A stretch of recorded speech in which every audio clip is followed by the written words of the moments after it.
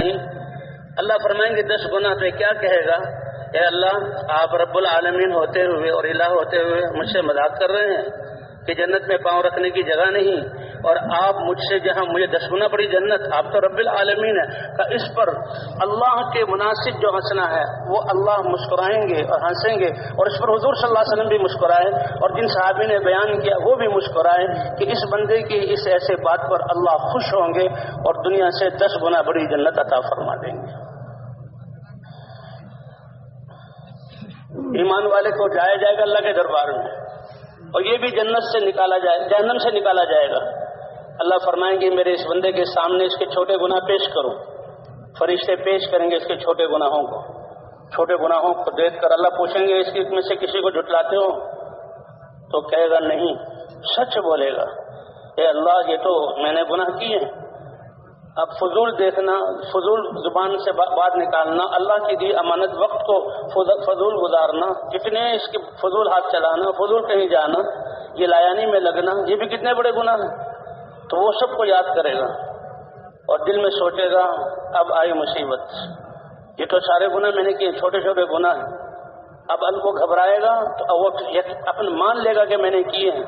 یہ سچ بولنا اس وقت، حدیث میں آتا ہے اللہ فرمائیں گے اے میرے بندے جا، اچھا وہ گھبرائے گا کہ ابھی تو یہ چھوٹے گناہ ہیں، بڑے گناہ تو ابھی پیچھے باقی ہیں، وہ تو اللہ نے یاد دلائے نہیں، ابھی چھوٹے گناہوں کی سے پکڑ ہو رہی ہے۔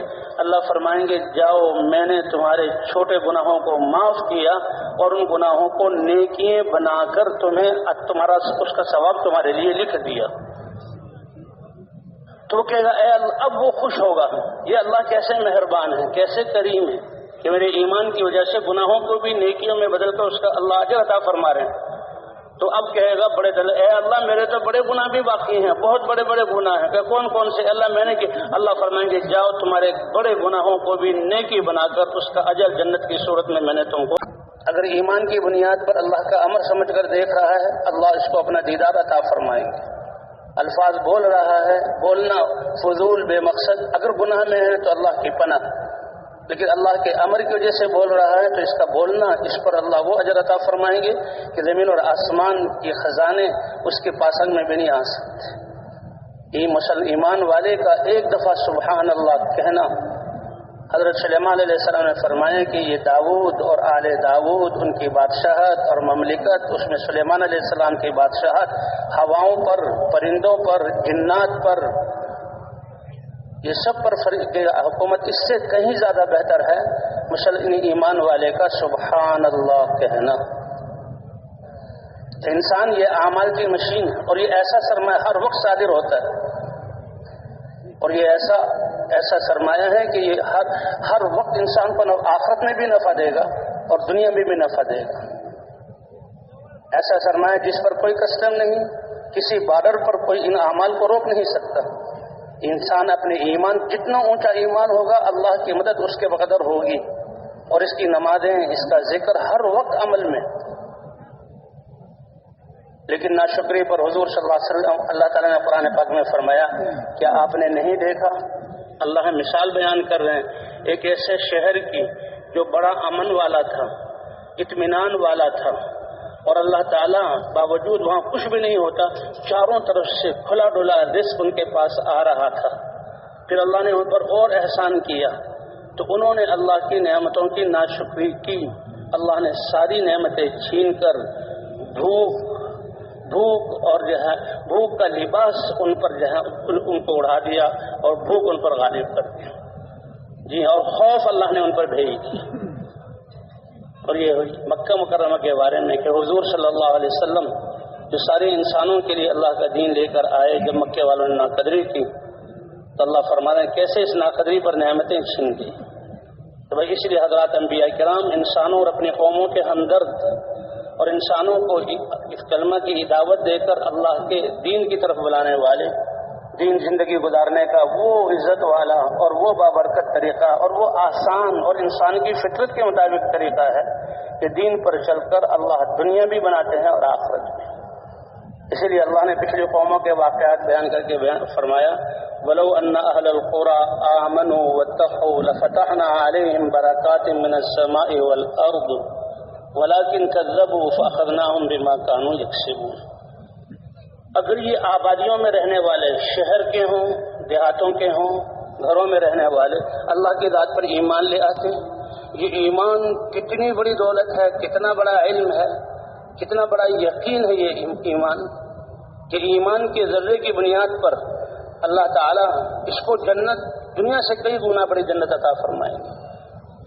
एक हदीस में हुजूर सल्लल्लाहु अलैहि वसल्लम ने फरमाया, मुख्तलिफ अल्फाज हैं क्योंकि मुख्तलिफ हालात, अरब इंसान या करोड़ों इंसान होंगे जो आखिर में जहन्नम से निकलेंगे। एक के बारे में फरमाया कि अल्लाह ताला जहन्नम से, हुजूर सल्लल्लाहु अलैहि वसल्लम फरमा रहे हैं कि मैं जो सबसे आखिर में जहन्नम से निकलेगा और सबसे आखिर में जन्नत में दाखिल होगा, मैं वो जानता हूँ। उनमें से एक शख्स वो होगा कि अल्लाह ताला उसके ईमान की वजह से जहन्नम से बाहर निकालेंगे, तो कहेगा अल्हम्दुलिल्लाह, तमाम तारीफें अल्लाह के लिए हैं, ए जहन्नम तुझसे अल्लाह ने मुझे पनाह अता फरमाई और छुटकारा नसीब फरमाया और मैं निकल आया। और वो समझेगा कि कायनात का सबसे खुशकिस्मत इंसान में हूँ, लेकिन उसका चेहरा आग की तरफ होगा, वो आग की तपिश को महसूस करेगा जहन्नम से बाहर, और उसमें उसको तकलीफ होगी। तो अल्लाह से दुआ करेगा, ए अल्लाह इस चेहरे को मेरे जहन्नम से फेर दे, ताकि ये देख कर और इसकी जो है, इसकी जो गर्मी से मुझे तकलीफ हो रही, अल्लाह उसका चेहरा फेर देंगे। तो चेहरा जो फिरेगा जन्नत की तरफ। एक और रिवायत में आता है, उसके लिए एक दरख्त सामने लाया जाएगा और वो दरख्त को देखेगा तो तमन्ना करेगा काश मैं इसकी साए में चला जाऊं।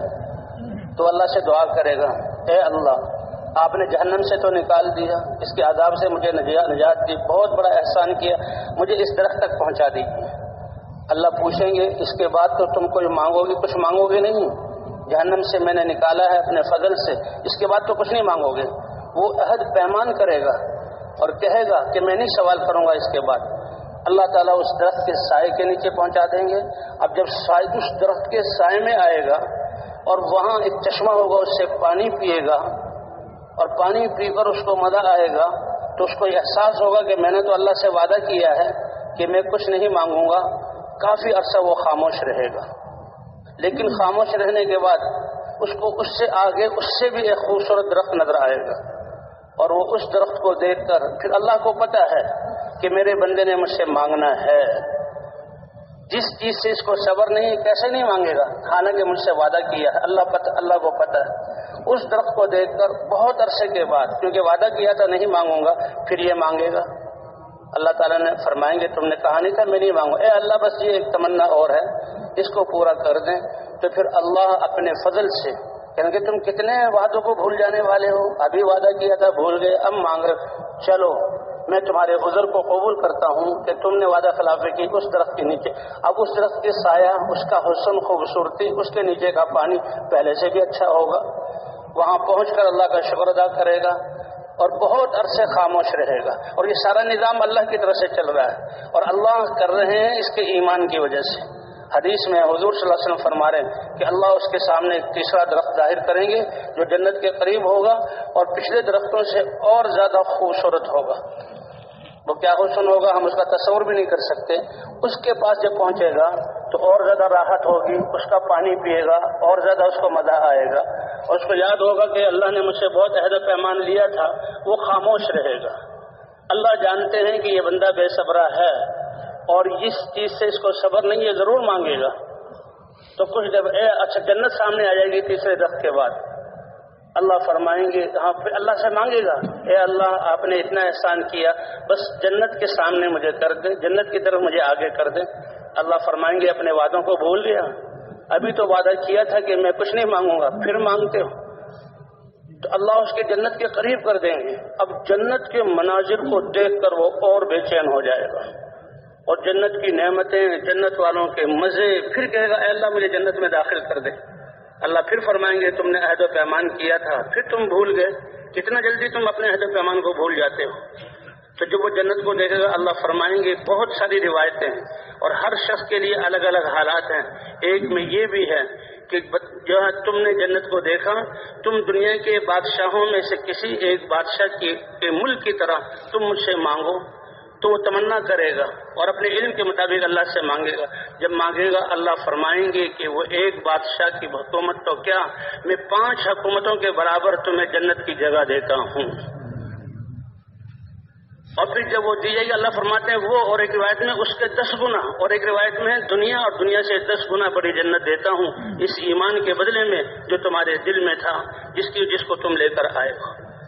تو یہ ایمان اتنی قیمتی دولت ہے. ایک روایت میں آتا ہے جب جنت کے داخل کیے جانے لگے گا تو اللہ فرمائیں گے میں 10 گنا بڑی جنت دے رہا ہوں، اور اس کے خیال میں ڈالا جائے گا جنت کھچا کھچ بھری ہوئی ہے، وہاں تو بہت زیادہ رش ہے، وہاں تو پاؤں رکھنے کی جگہ نہیں. اللہ فرمائیں گے 10 گنا پہ کیا کہے گا، اے اللہ آپ رب العالمین ہوتے ہوئے اور الہ ہوتے ہوئے مجھ سے مذاق کر رہے ہیں کہ جنت میں پاؤں رکھنے کی جگہ نہیں، اور آپ مجھ سے جہاں مجھے 10 گنا بڑی جنت، آپ تو رب العالمین ہے. تو اس پر اللہ کے مناسب جو ہنسنا ہے وہ اللہ مسکرائیں گے اور ہنسیں گے، اور اس پر حضور صلی اللہ علیہ وسلم بھی مسکرائے، اور جن صحابی نے بیان کیا وہ بھی مسکرائے کہ اس بندے کی اس ایسے بات پر اللہ خوش ہوں گے اور دنیا سے 10 گنا بڑی جنت عطا فرما دیں گے. ایمان والے کو جایا جائے گا اللہ کے دربار میں، اور یہ بھی جنت سے نکالا جائے، جہنم سے نکالا جائے گا. اللہ فرمائیں گے میرے اس بندے کے سامنے اس کے چھوٹے گناہ پیش کرو. فرشتے پیش کریں گے اس کے چھوٹے گناہوں کو. چھوٹے گناہوں کو دیکھ کر اللہ پوچھیں گے اس میں سے کسی کو جھٹلاتے ہو؟ تو کہے گا نہیں، سچ بولے گا اے اللہ یہ تو میں نے گناہ کیے ہیں. اب فضول دیکھنا، فضول زبان سے بات نکالنا، اللہ کی دی امانت وقت کو فضول گزارنا، کتنے اس کے فضول ہاتھ چلانا، فضول کہیں جانا، یہ لایانی میں لگنا، یہ بھی کتنے بڑے گناہ ہیں. تو وہ سب کو یاد کرے گا اور دل میں سوچے گا اب آئی مصیبت، یہ تو سارے گناہ میں نے کیے، چھوٹے چھوٹے گناہ ہیں. اب وہ گھبرائے گا تو وہ اپن مان لے گا کہ میں نے کیے ہیں. یہ سچ بولنا اس وقت حدیث میں آتا ہے اللہ فرمائیں گے اے میرے بندے جا. اچھا وہ گھبرائے گا کہ ابھی تو یہ چھوٹے گناہ ہیں، بڑے گناہ تو ابھی پیچھے باقی ہیں، وہ تو اللہ نے یاد دلائے نہیں، ابھی چھوٹے گناہوں کی سے پکڑ ہو رہی ہے. اللہ فرمائیں گے جاؤ میں نے تمہارے چھوٹے گناہوں کو معاف کیا اور ان گناہوں کو نیکیاں بنا کر تمہیں تمہارا اس کا ثواب تمہارے لیے لکھ دیا. تو وہ کہے گا اے اللہ، اب وہ خوش ہوگا یہ اللہ کیسے مہربان ہے، کیسے کریم ہے کہ میرے ایمان کی وجہ سے گناہوں کو بھی نیکیوں میں بدل کر اس کا اللہ اجر عطا فرما رہے ہیں. تو اب کہے گا بڑے دل اے اللہ میرے تو بڑے گناہ بھی باقی ہیں، بہت بڑے بڑے گناہ ہیں. کہ کون کون سے؟ اللہ میں نے کہ اللہ فرمائیں گے جاؤ تمہارے بڑے گناہوں کو بھی نیکی بنا کر اس کا اجر جنت کی صورت میں نے تم کو عطا کر دیا. تو علماء فرماتے ہیں کہ سچ بولنے کی وجہ سے وہ سچ بولا تو اللہ یہ اس کو عطا فرمائیں گے. بعض مجرم لوگ ایسے ہوں گے اور شاید وہ کافر ہیں، ایمان ان میں نہیں ہے، ان سے کہیں گے اللہ فرمائیں گے کہ بھئی دیکھو تم نے یہ گناہ کیے، تو وہ دائیں بائیں دیکھے گا، کوئی گواہی دینے والا تو نہیں ہے جو اس وقت گناہ میں تھا، وہ دیکھا کوئی بھی نہیں ہے، وہ جھوٹ بولے گا اور کہا کہ میں نے یہ گناہ نہیں کیے. اللہ فرماتا ہے الیوم نختم علی افواہہم وتکلمنا ایدیہم، ان کی زبانوں پر ہم تالے لگا دیں گے، مہر لگا دیں گے، اور ان کے اعضاء بولیں گے اے اللہ اس نے ہم سے یہ گناہ کیے ہیں. اس لیے قرآن پاک میں ہے یا ایھا الذین آمنوا اتقوا اللہ وقولوا قولا سدیدا، اے ایمان والوں اللہ سے ڈرو اور سچ بولو. یہ سچ ایسی اچھی صفت ہے کہ سچ بولنے والے اگرچہ گناہ گار ہوں گے اللہ کے سامنے سچ بولیں گے، اس پر اللہ تعالیٰ ان کے سچ بولنے پر ان کے گناہوں کو بخش دیں گے اور اس کو نیکی کی صورت میں ثواب عطا فرمائیں گے. اور جھوٹ بولنے والوں کو جو جھوٹ کا عادی ہے وہ اللہ کے سامنے بھی جھوٹ بولے گا، کہے گا ہم نے تو نہیں یہ گناہ کیا. کافر کہیں گے ہمارے پاس تو کوئی ڈرانے والا نہیں آیا. تو اللہ فرمائے جاؤ ان کو منہ کے بل گھسیٹ کر جہنم میں ڈال دیا جائے، اللہ ہماری حفاظت فرمائے. اس لیے بھی اللہ تعالیٰ نے ہمیں حضرات انبیاء کرام کو جو بھیجا ہے ایک طریقہ زندگی دین دے کر بھیجا ہے، اور دین یہ اللہ کے احکام کا نام ہے. ہر وقت انسان یہ اعمال نیک اعمال ہیں تو یہ دنیا میں اس سے اللہ آخرت بناتے ہیں اور اللہ دنیا بھی بناتے ہیں. خدا نہ خواستہ اگر نافرمانی والے اعمال ہیں تو اللہ تعالیٰ پھر اگر معاف نہ کریں تو دنیا بھی آخرت بھی بگڑتی ہے اور دنیا بھی بگڑتی ہے. حدیث پاک میں آتا ہے کہ انسان کی نیت اور ارادہ من ہم بحسنۃ، ایک انسان دل میں خیال آیا نیکی کا، اور اس نے اس خیال کو جمایا کہ میں نے یہ نیکی کرنی ہے اور ابھی نیکی کی نہیں، تو اسی وقت اس کے لیے ایک نیکی لکھ دی جاتی ہے، ایک نیکی لکھ دی جاتی ہے کہ میرے بندے نے نیکی کا ارادہ کیا، جو خیال اس میں جمع ابھی کی نہیں ہے تو ایک نیکی لکھ دی جائے، اور جب وہ اس نیکی کو کر لے گا تو اللہ فرماتے ہیں میری دین یہ ہے کہ اس بندے کو ایک نیکی کے بدلے میں کم از کم 10 نیکیوں کے برابر اجر عطا فرماؤں گا۔ جہاں حضور صلی اللہ علیہ وسلم کو لیلۃ المعراج میں اللہ کے دربار میں حاضری ہوئی، موسیٰ علیہ السلام اور انبیاء سے ملاقات کر کے اللہ کے دربار میں پہنچے، اللہ نے اس امت کے لیے کیا عطا کیا؟ 50 نمازیں، کیونکہ انسان کو تو دنیا میں بھیجنے کا مقصد ہی عبادت ہے، اور عبادت کے ہر آن ہر گھڑی وہ اللہ جو خالق ہے، مالک ہے، رزاق ہے، حفاظت کرنے والا ہے، نعمتیں دینے والا ہے، سب کچھ اسی کا ہے، اسی نے ساری کائنات کو مسخر کیا، اس کا کیا حکم ہے اور اس کو نبی کے طریقے پر ماننا، یہ ہر وقت عبادت۔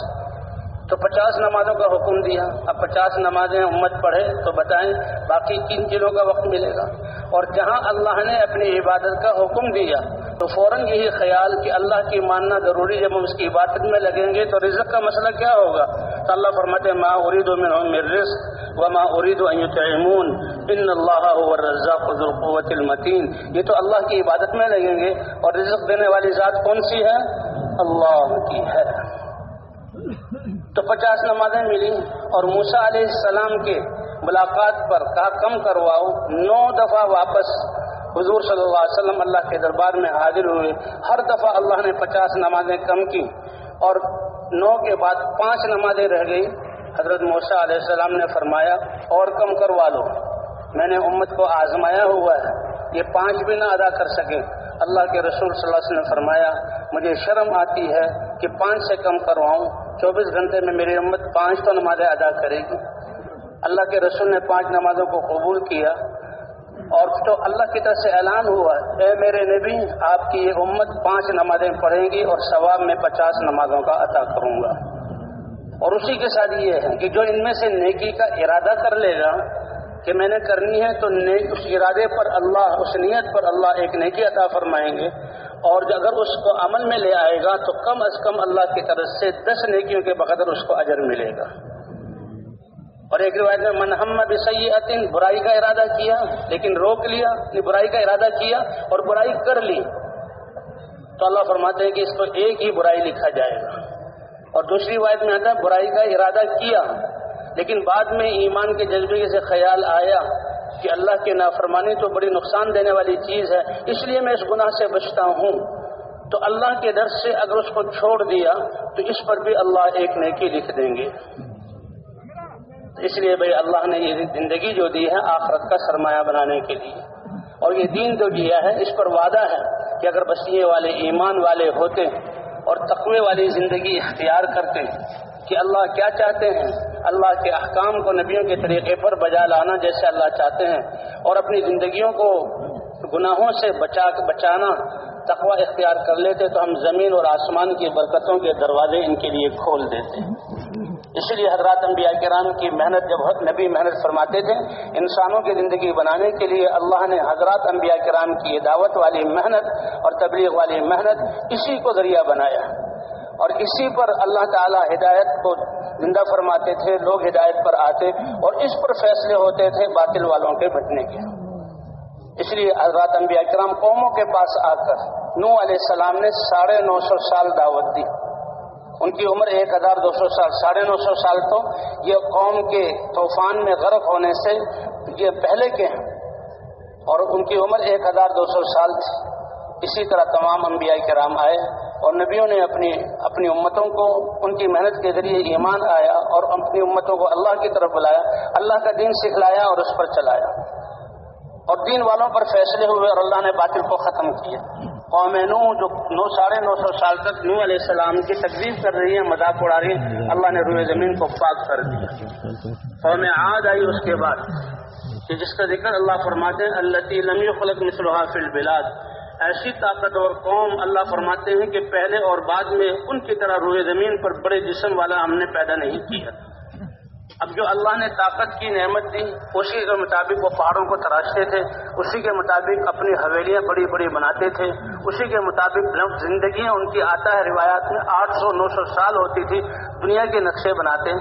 فرمایا اگر اپنے رب کو پہچان کر اللہ کے احکام پر چلتے تو اللہ پکڑ کے بجائے ان پر اپنی اور نعمتیں دنیا میں دے دیتے، ان کی زندگی کو امن والا بنا دیتے، اور جنت موت کے بعد آخرت میں اللہ ان کو جنت عطا فرماتے۔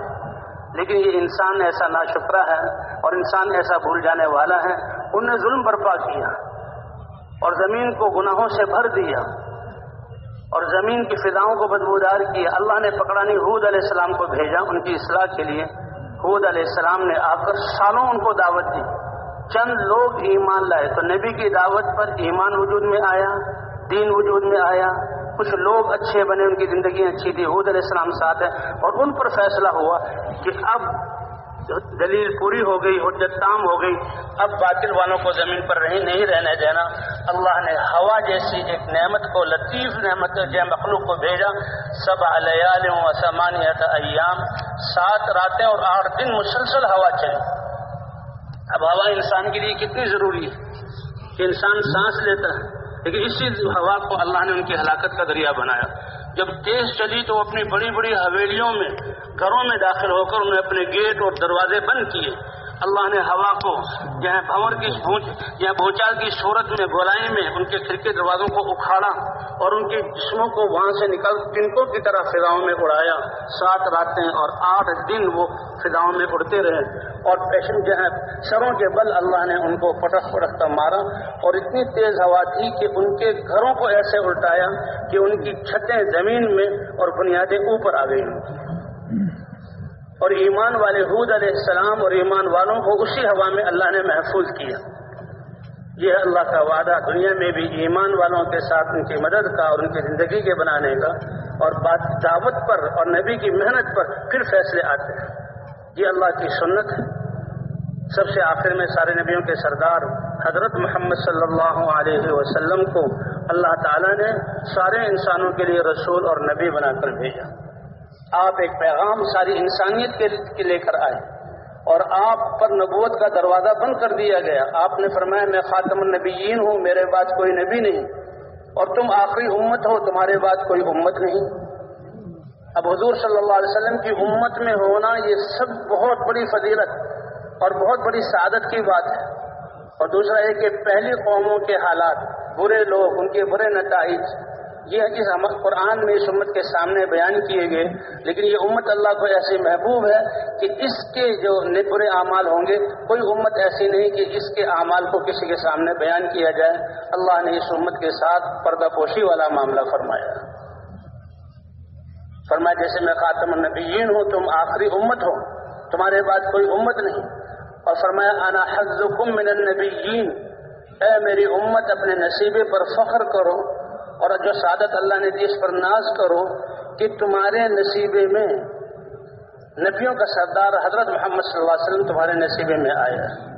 کیونکہ اللہ کے ہاں جو نسبت چلتی ہے نبیوں کی، قیامت میں جو لوگوں کو، قوموں کو پکارا جائے گا نبیوں کے ساتھ، ہر ایمان والے اپنے نبی کے ساتھ ہوں گے کہ ہم نوح علیہ السلام کے قوم ہیں، ہم ابراہیم علیہ السلام کے قوم ہیں، ہم موسیٰ علیہ السلام کے ماننے والے ہیں، ہم عیسیٰ علیہ السلام کے ماننے والے ہیں۔ اور یہ امت قیامت میں کہے گی کہ ہم حضرت محمد صلی اللہ علیہ وسلم کے امت کی ہیں۔ اس امت کی شان ہی الگ ہوگی۔ فرمائے کہ تمہارا نصیبہ میں ہوں، یہ تمہارے لیے فخر کی بات ہے۔ اور پھر اس امت کی فضیلت بھی بیان کی، اور میرا نصیبہ یہ ایسی بہترین و پسندیدہ امت اللہ نے میرے لیے لکھی ہے، یہ میرا نصیبہ ہے جس کو خیر امت قرار دیا۔ کیونکہ حضور صلی اللہ علیہ وسلم آخری نبی، آپ کے بعد کوئی نبی نہیں آئے گا۔ آپ پر جو دین اترا ہے اب سارے انسانوں کی کامیابی اسی میں ہے، باقی ساری شریعتیں منسوخ ہو گئی۔ کل امتی يدخل الجنہ الا من ابى قیل ومن ابى یا رسول اللہ قال من اطاعنی دخل الجنہ ومن عصانی فقد ابى، کہ میری ساری امت جنت میں داخل ہوگی مگر جو نافرمانی اور انکار کرنے والا ہوگا۔ اللہ کے رسول صلی اللہ علیہ وسلم صحابہ نے عرض کیا یا رسول اللہ یہ انکار کرنے والا کون ہے؟ کہا جس نے میری اطاعت کی، ایمان لایا، میرے لائے ہوئے دین پر چلا، میرے طریقے پر چلا، وہ جنت میں داخل ہوگا، اور جو نافرمانی کرے گا وہ انکار والا ہے۔ اور حضور صلی اللہ علیہ وسلم کو جو عرصہ دیا گیا 23 سال کا محنت کا، اس لیے فرماتے ہیں حضور صلی اللہ علیہ وسلم کی بعثت دوہری بعثت ہے. آپ اپنی امت کے لیے یہ مبارک دین بھی لے کر آئے اور آپ اپنی امت کے لیے مبارک دین کی محنت بھی لے کر آئے. اور کتنا اونچا معیار کہ ایمان ہو تو حضور صلی اللہ علیہ وسلم اور صحابہ جیسا، ان کی اخلاق ہو تو صحابہ اور حضور صلی اللہ علیہ وسلم جیسے، ان کی عبادات ہو تو حضور صلی اللہ علیہ وسلم صحابہ جیسی، ان کی تلاوت ہو تو حضور اور صحابہ جیسی، حتیٰ کہ ان کی عبادات وہ بھی جہاں ہر عمل ان کا یہ حضور صلی اللہ علیہ وسلم جیسا. قل ان کنتم تحبون اللہ فاتبعونی یحببکم اللہ. اے پیارے نبی آپ بتا دیجئے اگر اے ایمان والو جو اللہ پر ایمان رکھتے ہو تو تم اللہ سے محبت کرتے ہو، تو اللہ سے محبت کی علامت یہ ہے کہ حضرت محمد صلی اللہ علیہ وسلم کی اتباع کر لو، اللہ تمہیں اپنا محبوب بنا لے گا. کتنی بڑی بات ہے. اللہ کی محبت یہ کوئی معمولی چیز نہیں. ایک حدیث میں آتا ہے کہ جب اللہ کسی انسان ایمان والے کے ایمان اور عمل سے اس سے محبت فرماتے ہیں تو آسمانوں سے اس کے لیے محبت اترتی ہے. سب سے پہلے اللہ تعالیٰ جبرائیل علیہ السلام کو بلاتے ہیں صاف حدیث میں، اور جبرائیل علیہ السلام کو یہ کہتے ہیں اے جبرائیل میرا یہ فلاں بندہ جو زمین پر چل رہا ہے اس کو میں نے اپنا محبوب بنا لیا تو تم بھی اس سے محبت کرو. اور جبرائیل علیہ السلام اس کا اپنا محبوب بنا لیتے ہیں. اور پھر حکم ہوتا ہے کہ 7ویں آسمان پر اعلان کرو. یہ دنیا کی تو کل آبادی 7 ارب کی ہے، پھر بھی یہ دنیا کتنی جنگلات بھی ہیں، پہاڑ بھی ہیں، 70% سمندری پانی بھی ہے اور اس میں صحرا بھی ہے، لیکن 7 آسمان وہ فرشتوں سے بھرے ہوئے. اور 7واں آسمان کتنا بڑا، اور اس میں حملۃ العرش بھی، کہ 7ویں آسمان والے فرشتوں میں اللہ کی طرف سے اعلان، جبرائیل علیہ السلام اعلان کر رہے ہیں کہ اللہ اپنے فلاں بندے سے محبت کرتا ہے، اے سب فرشتوں تم بھی اس سے محبت کرو. تو سب فرشتے اس انسان سے محبت کرتے ہیں. اور پھر 7ویں آسمان سے اس کے لیے محبت کا اعلان 6 آسمان پر، اور 7واں آسمان پر ہوتے ہوئے سب سے آخر میں آسمان دنیا پر اعلان کیا جاتا ہے. سارے فرشتے اس سے محبت کرتے ہیں اور پھر دنیا میں بھی اس کے لیے محبت ڈال دی جاتی ہے اور اللہ اس کو مرجع خلائق بنا لیتے ہیں، حتیٰ کہ یہ جانور اور سب چیزیں محبت کرتی ہیں. آتا جب ایک انسان قبر پر زمین پر چلتا ہے اور پھر قبر میں رکھا جاتا ہے تو یہ زمین کہتی ہے کہ سب سے زیادہ محبوب تم مجھے تھے، آج میرے حوالے کیے گئے ہو تو میرا معاملہ بھی دیکھو گے، اور وہ قبر اس کے لیے وسیع ہو جاتی ہے. تو اس لیے حضور صلی اللہ علیہ وسلم ایک مبارک دین لے کر آئے، اس میں اللہ کے احکام، اور احکام میں حضور صلی اللہ علیہ وسلم کے طریقے پر. اس لیے فرمایا کہ تمہارا نصیبہ میں ہوں رسول انبیاء اور رسولوں میں سے، اور تم میرا نصیبہ ہو امت میں سے، جو خیر امت اللہ کی چنی ہوئی امت ہے وہ اللہ نے مجھے عطا فرمائی کہ تم بہترین امت ہو، سارے انسانوں کی نفع رسانی کے لیے نکالے گئے. حضور صلی اللہ علیہ وسلم کی ختم نبوت کی وجہ سے وہ محنت نبیوں والی جس سے انسانیت سدھرتی تھی، اور انسانوں کے لیے زندگی گزارنے کا سب سے آسان اور عزت والا طریقہ دین اور آسان طریقہ انسانوں کی زندگی میں آتا تھا، اور ان کے لیے دنیا آخرت کے فیصلے ہوتے تھے. وہ محنت اللہ نے ختم نبوت کی وجہ سے اس امت کو عطا فرمائی. اس لیے فرمایا تم بہترین امت ہو، تم سارے انسانوں کے نفع رسانی کے لیے نکالے گئے ہو. اور وہ نفع رسانی کا کام کیا ہے؟ تأمرون بالمعروف وتنہون عن المنکر، نیکی کا تم حکم کرو گے، برائی سے روکو گے، اور اللہ کی ذات پر ایمان والے ہوگے. تو اللہ نے یہ بھی بیان فرما دیا. اس لیے حضور صلی اللہ علیہ وسلم نے اپنی امت کو پہلے دن سے اس محنت میں ساتھ لیا. یہ لا الہ الا اللہ محمد الرسول اللہ، جسے اللہ کی ذات پر ایمان، حضور صلی اللہ علیہ وسلم کی رسالت پر ایمان، پھر آپ کے خاتم النبیین ہونے کا عقیدہ اور یقین اور اس پر ایمان، اور ختم نبوت کی وجہ سے اب یہ فریضہ ہر کلمہ گو کے ذمے ہے اس محنت کا احساس اور اس پر اپنی زندگی کو ترتیب دینا. اسی لیے اللہ فرماتے ہیں قل هذه سبیلی ادعو الی اللہ علی بصیرۃ انا ومن اتبعنی وسبحان اللہ وما انا من المشرکین. اے پیارے نبی آپ کہہ دیجئے یہ ہے میرا راستہ، شارع عام جس پر چل کر زندگی گزاروں گا، راستہ کسی منزل تک پہنچنے کے لیے. اور سب سے بڑی منزل تو حضور صلی اللہ علیہ وسلم کی اللہ کی رضا اللہ کی محبوبیت اور پھر پوری امت کو اس پر چلانا کہ یہ ہے میرا راستہ کہ اللہ کی طرف میں بلاتا ہوں سمجھ بوجھ کے ساتھ، یہ میرا راستہ بھی ہے۔ اور جس نے میری اتباع کی کہ لا الہ الا اللہ محمد رسول اللہ کہہ دیا، یہ اتنا اونچا، اتنا بڑا، اتنا طاقتور کلمہ اور مسلمان کا اتنا بڑا اقرار اور اللہ سے ایک سودا ہے۔ اللہ فرماتے ہیں کہ جیسے نبی کو چنا ہے ایسے ہی تمہارا راستہ بھی وہی ہے جو نبی کا تھا، کہ جس نے میری اتباع کی اس کا کام بھی اللہ کی طرف بلانا ہے۔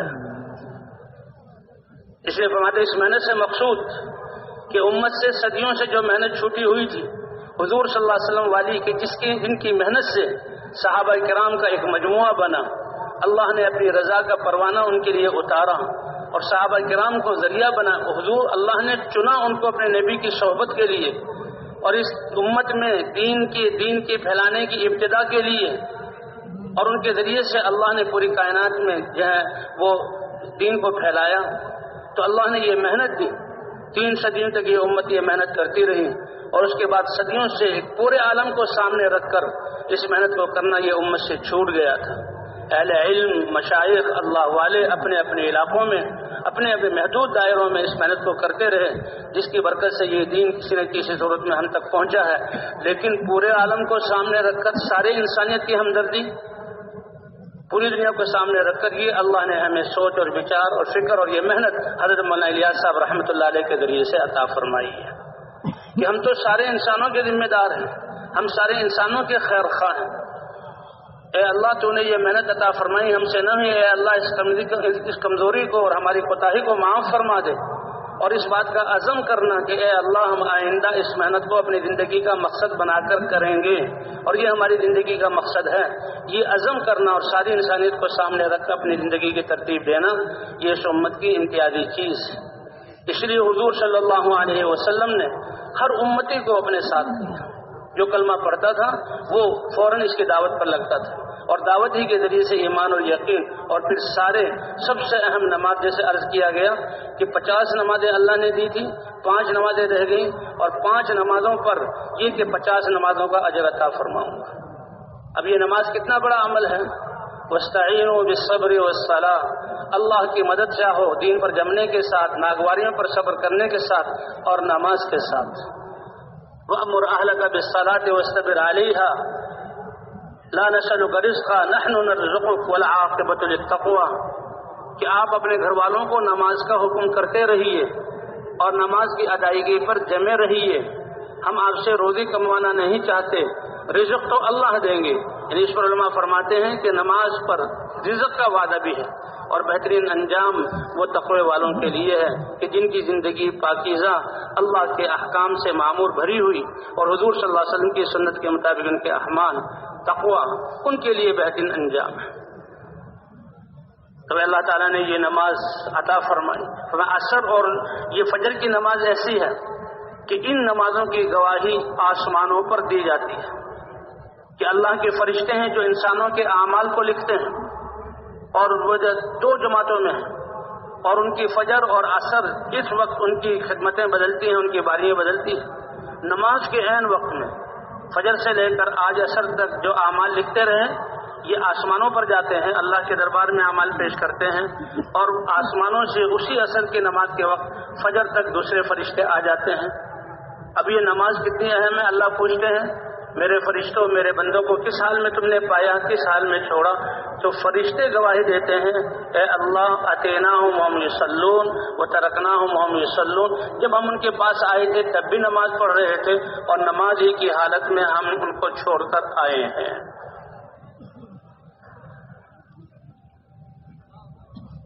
اور یہ نماز انسان کو ان الصلاۃ تنہی عن الفحشاء والمنکر، کہ نماز جو انسان کو ساری بے حیائی والے کاموں سے اور گناہوں سے روکتی ہے، انسان کی روح کو، دل و دماغ کو منور اور معطر اور خوشبودار بنا دیتی ہے، اور ساری جسم کی اصلاح ہی کرتی ہے نماز۔ ایک شخص ایمان لائے، دین میں داخل ہوئے، ان کی کچھ پرانی عادتیں تھیں، وہ کرتے تھے، صحابہ کرام نے عرض کیا یا رسول اللہ ایمان تو لے آیا ہے لیکن یہ اعمال بھی کر رہا ہے۔ حضور صلی اللہ علیہ وسلم نے پوچھا کیا وہ نماز پڑھتا ہے؟ کہ بالکل پڑھتا ہے۔ کبھی یقین رکھو اس کی نماز ان ساری چیزوں سے روک دے گی۔ اور صحابہ فرماتے ہیں ہم نے دیکھا کہ وہ جب نماز کا اہتمام کر رہا ان کی زندگی پاکیزہ بن گئی اور بہت اچھا ان کا اسلام ہو گیا. تو ایمان کے ساتھ یہ نماز ایسا ہے کہ جس کی نماز ٹھیک ہو گئی اللہ اس کی ساری زندگی کو ٹھیک کر دیں گے اور سارے دین پر چلنا اللہ اس کے لیے آسان کر دیں گے. اللہ آسان کر دیں گے. اور پھر اللہ سے مانگنے کا سب سے بڑا ذریعہ یہ نماز. صحابہ کرام کے قصے، حضور صلی اللہ علیہ وسلم کے قصے، غزوہ بدر کے موقع پر حضور صلی اللہ علیہ وسلم تو ایک 40 آدمیوں کا قافلہ ابو سفیان کا کہ جو سامان تجارت اور سامان اور آلات حرب لے کر جا رہا تھا اور مسلمانوں پر انہوں نے آ کر حملہ کرنا تھا، اس کو لینے کے لیے نکلے تھے. صرف ایک گھوڑا تھا مقداد کے پاس اور کوئی جو ہے ہتھیار 10 سے زیادہ نہیں تھے. اللہ نے ان کو تو راستہ دکھلا دیا اور حضور صلی اللہ علیہ وسلم جب بدر کے موقع پر پہنچے ہیں تو 1000 مکہ کے جنگجو بڑے غصے میں اور بڑے دانت پیستے ہوئے حضور صلی اللہ علیہ وسلم کے سامنے موجود ہوئے. تو صحابہ کرام رضوان اللہ علیہ اجمعین حضور صلی اللہ علیہ وسلم نے ان سے پوچھا کہ کیا خیال ہے؟ تو سب نے عرض کیا کہ اللہ کے رسول جیسے جو آپ کا حکم ہو ہم تو آپ کے ساتھ ہیں. حضور صلی اللہ علیہ وسلم مدینے والوں سے خاص طور پر پوچھنا چاہتے تھے کہ مدینے میں جو آپ کی ہجرت کر کے تشریف آوری ہوئی ان سے یہ وعدہ ہوا تھا کہ مدینے میں رہتے ہوئے اگر کوئی دشمن حملہ کرے گا تو یہ ہمارا ساتھ دیں گے مدینے والے مسلمان، لیکن باہر جا کر اگر دشمن آیا تو وہ معاہدہ نہیں تھا. اس لیے بار بار حضور صلی اللہ علیہ وسلم صحابہ سے مشورہ کر رہے تھے.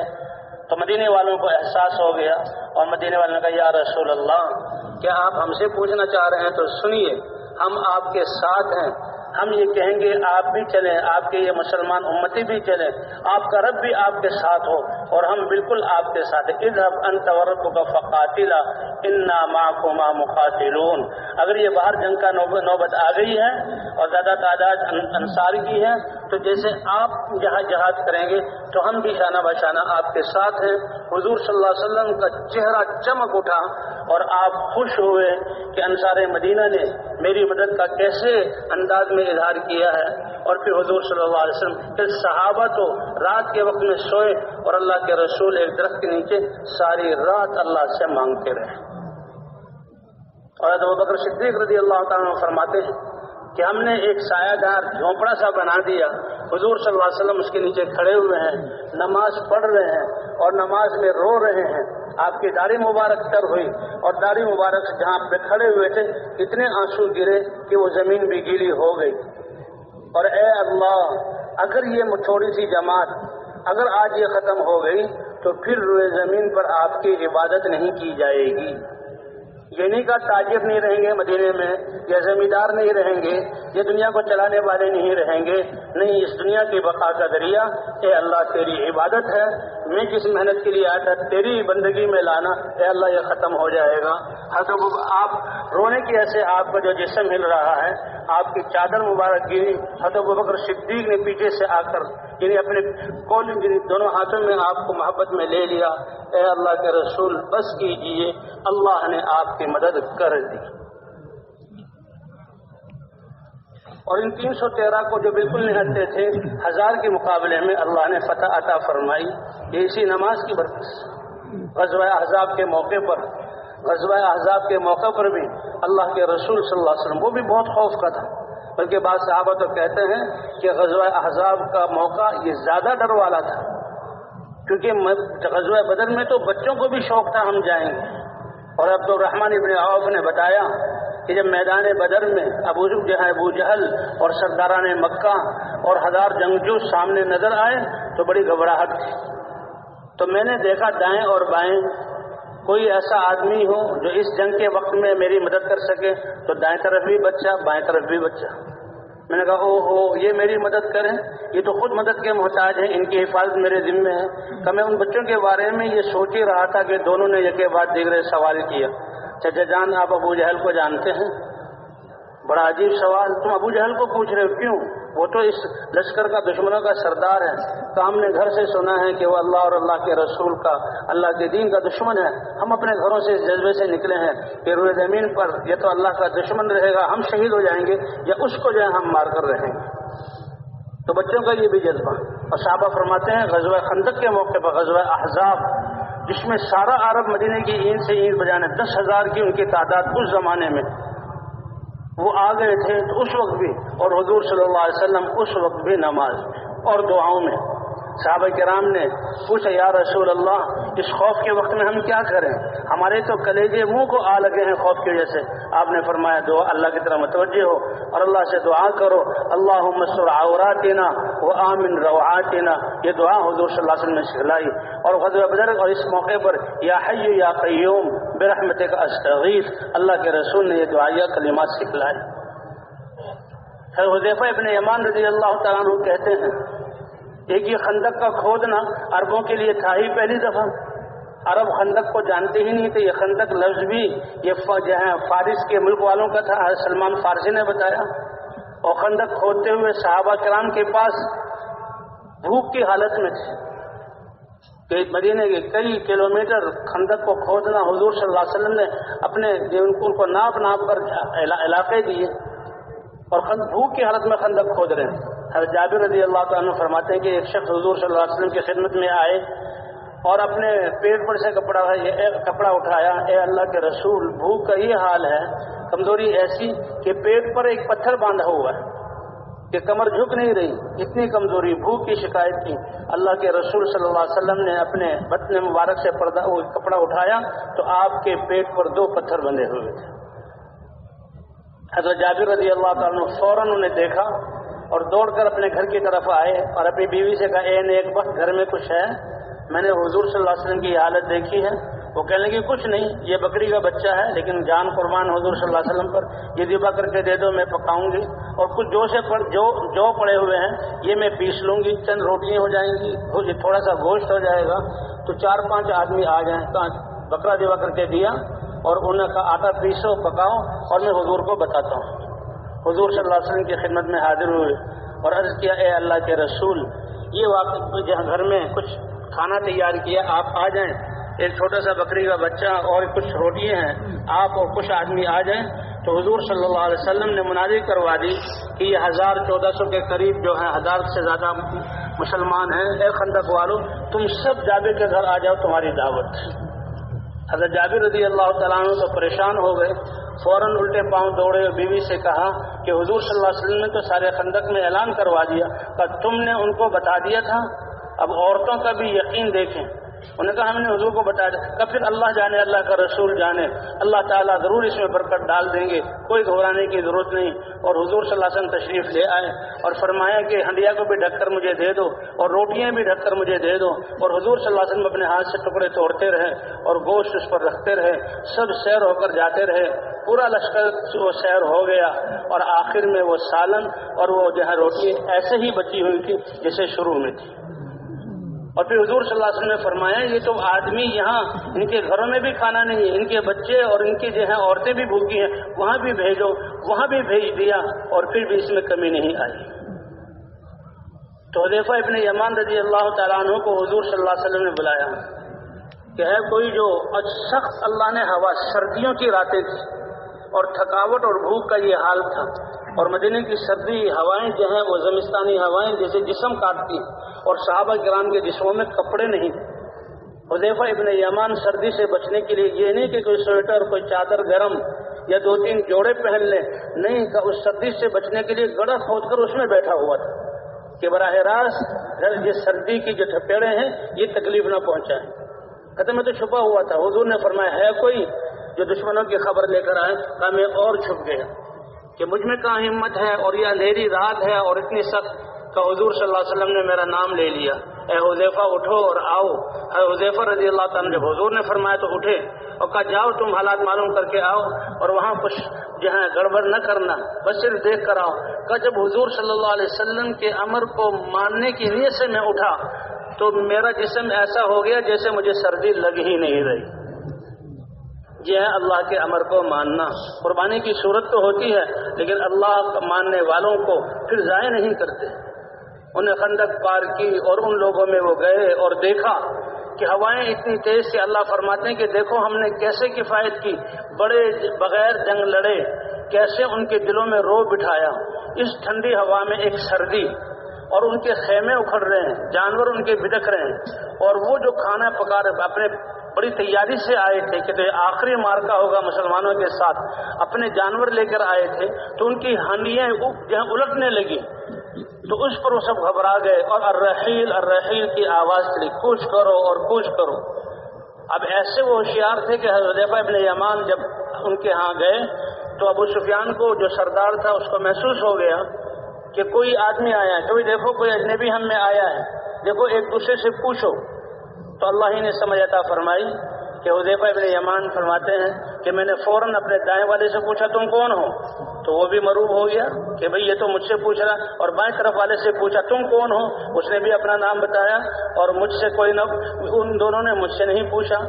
اور پھر میں واپس آیا، ایک موقع ایسا آیا کہ دشمن کو مارنے کے لیے میں نے جو ہے تیر بھی کلی پر چڑھایا، لیکن اللہ کے رسول کا جو ہے یہ قول یاد آ گیا، اور میں نے آتے ہوئے پھر فرشتوں کو دیکھا اور ان کی کوئی بات سنی، اور حضور صلی اللہ علیہ وسلم کو بتایا کہ جب میں واپس آیا اللہ کے رسول اس وقت بھی نماز پڑھ رہے تھے۔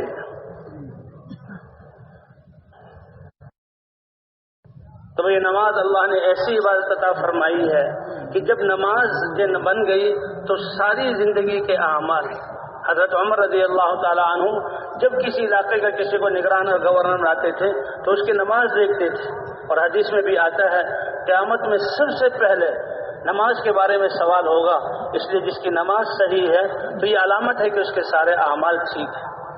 اس لیے اللہ کے راستے میں جیسے دعوت دے کر اپنے یقین کو بنانا ہے، اسی طرح اپنے نمازوں کی بھی محنت کرنی ہے۔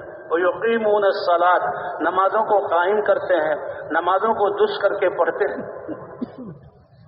اور پھر نمازوں کی طرف آنا کہ اللہ تعالیٰ اس نماز کی برکت سے، یعنی جیسے پہلے عرض کیا گیا تھا کہ 5 نمازیں ہیں اور اللہ 50 نمازوں کا ثواب عطا فرمائیں گے۔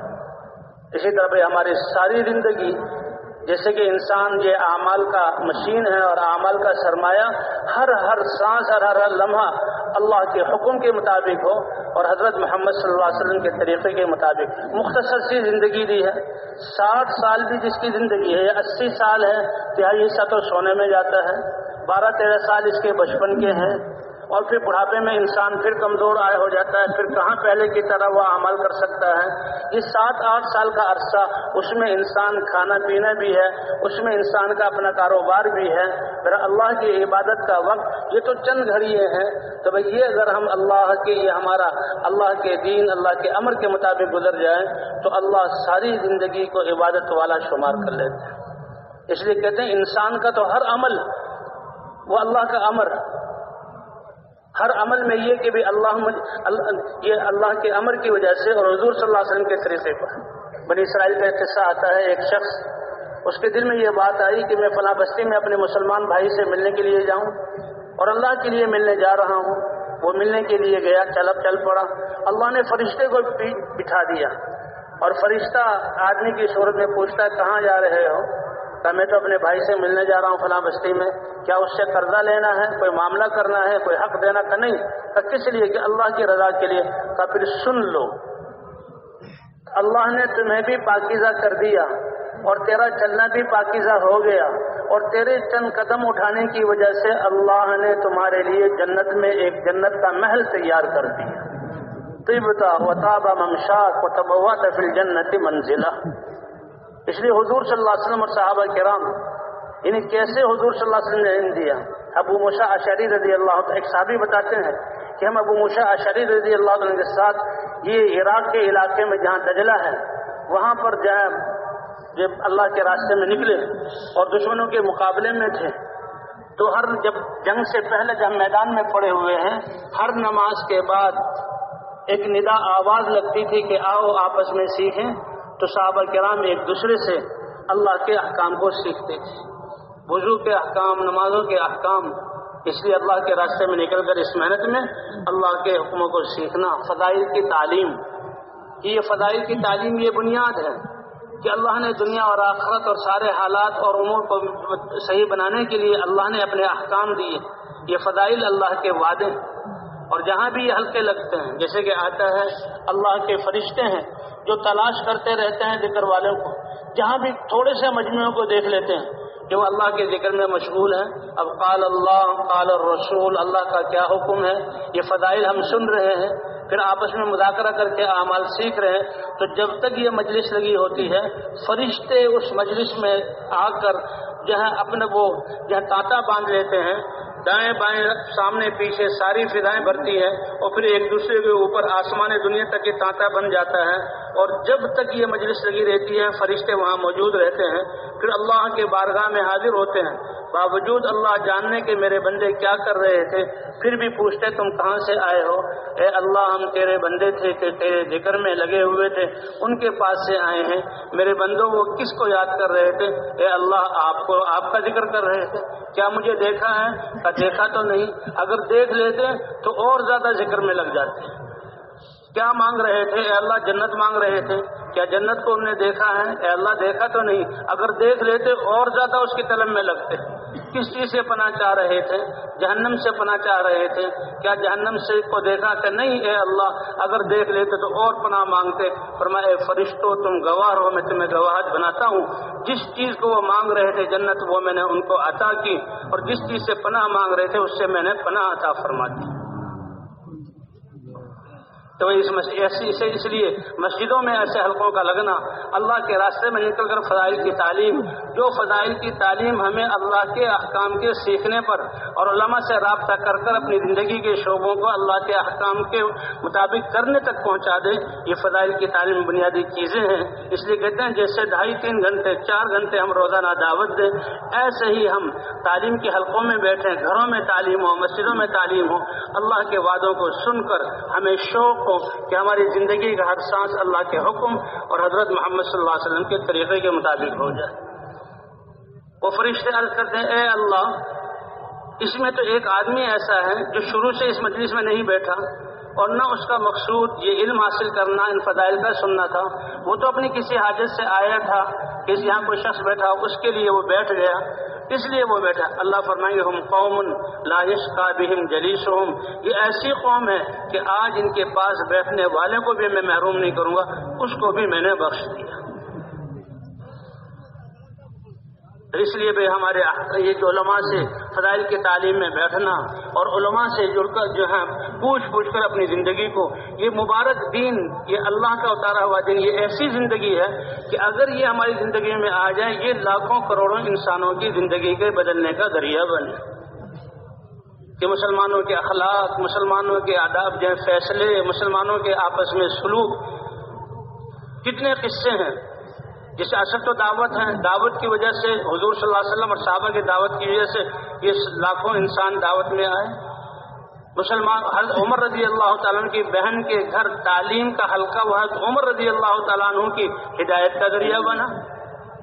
کہ کافروں نے تو ان کو کتنے بڑے مقصد کے لیے، روئے زمین کے سب سے بڑے گناہ کے لیے بھیجا تھا، اور غصے میں تلوار لیے جا رہے تھے. ایک صحابی نے بابا کہ معاملہ بڑا خطرناک ہے، تو عمر کو روک لیا. اے عمر کیا کہا کہ بس آخری فیصلہ ہے. سمجھ گئے اے عمر کیا تم محمد صلی اللہ علیہ وسلم کی قوم بنی ہاشم سے مطمئن ہو گئے ہو کہ وہ تمہیں چھوڑ دیں گے؟ اچھا تو تم ان کے متبع اور پیروکار ہو، پہلے تمہارا ہی کام کر دوں. قریب تھا کہ تلواریں جو ٹکرائیں اور کسی کا خون ہو. وہ صحابی بڑے سمجھدار تھا، اے عمر تم کہاں تک اس کا مقابلہ کرو گے؟ یہ دین تو تمہارے گھر میں داخل ہو چکا ہے. میرے گھر میں کیسے داخل ہو گیا کہ تمہاری بہن فاطمہ وہ اس کلمے کا اقرار کر چکی ہے. بس ہر طرف سے توجہ ہٹی اور اپنی بہن کو سزا دینا اور بہنوں کو مارنا، اس کا ارادہ کر کے وہ گھر میں گئے اور زور زور سے دروازہ کھٹکھٹایا. حضرت خباب رضی اللہ تعالیٰ عنہ وہ ان کو قرآن پڑھا رہے، ایسے تھا پڑھنا پڑھانا. تو وہ تو بیچارے پہلے ہی آگ کے انگاروں پر لٹائے جاتے تھے، ان کو بہت مارا جاتا تھا، کوئی ان کا خاندان تھا ہی نہیں، سب کچھ اللہ کے لیے برداشت کرے. وہ تو چھپ گئے. جب بہنوں ہی نے دروازہ کھولا تو ان کی پٹائی شروع کر دی. اب بہن کو غیرت آئی کہ میرے شوہر کو میرا بھائی مار رہا ہے، آگے آئے تو ان کو بھی ایسا مارا کہ چہرے سے خون ٹپکنے لگا. کچھ تھکے، کچھ منظر دیکھا، کچھ شرم سی آئی تو فوراً نادم ہوئے. اور ادھر حضرت علماء فرماتے ہیں کہ یہ اب بہن اور بہنوئی دعا بھی کر رہے تھے ان کے لیے، کیونکہ کچھ عرصہ لگا وہاں پر، اور ندامت کی وجہ سے لاؤ یہ صحیفہ کیا جو تم پڑھ رہے تھے.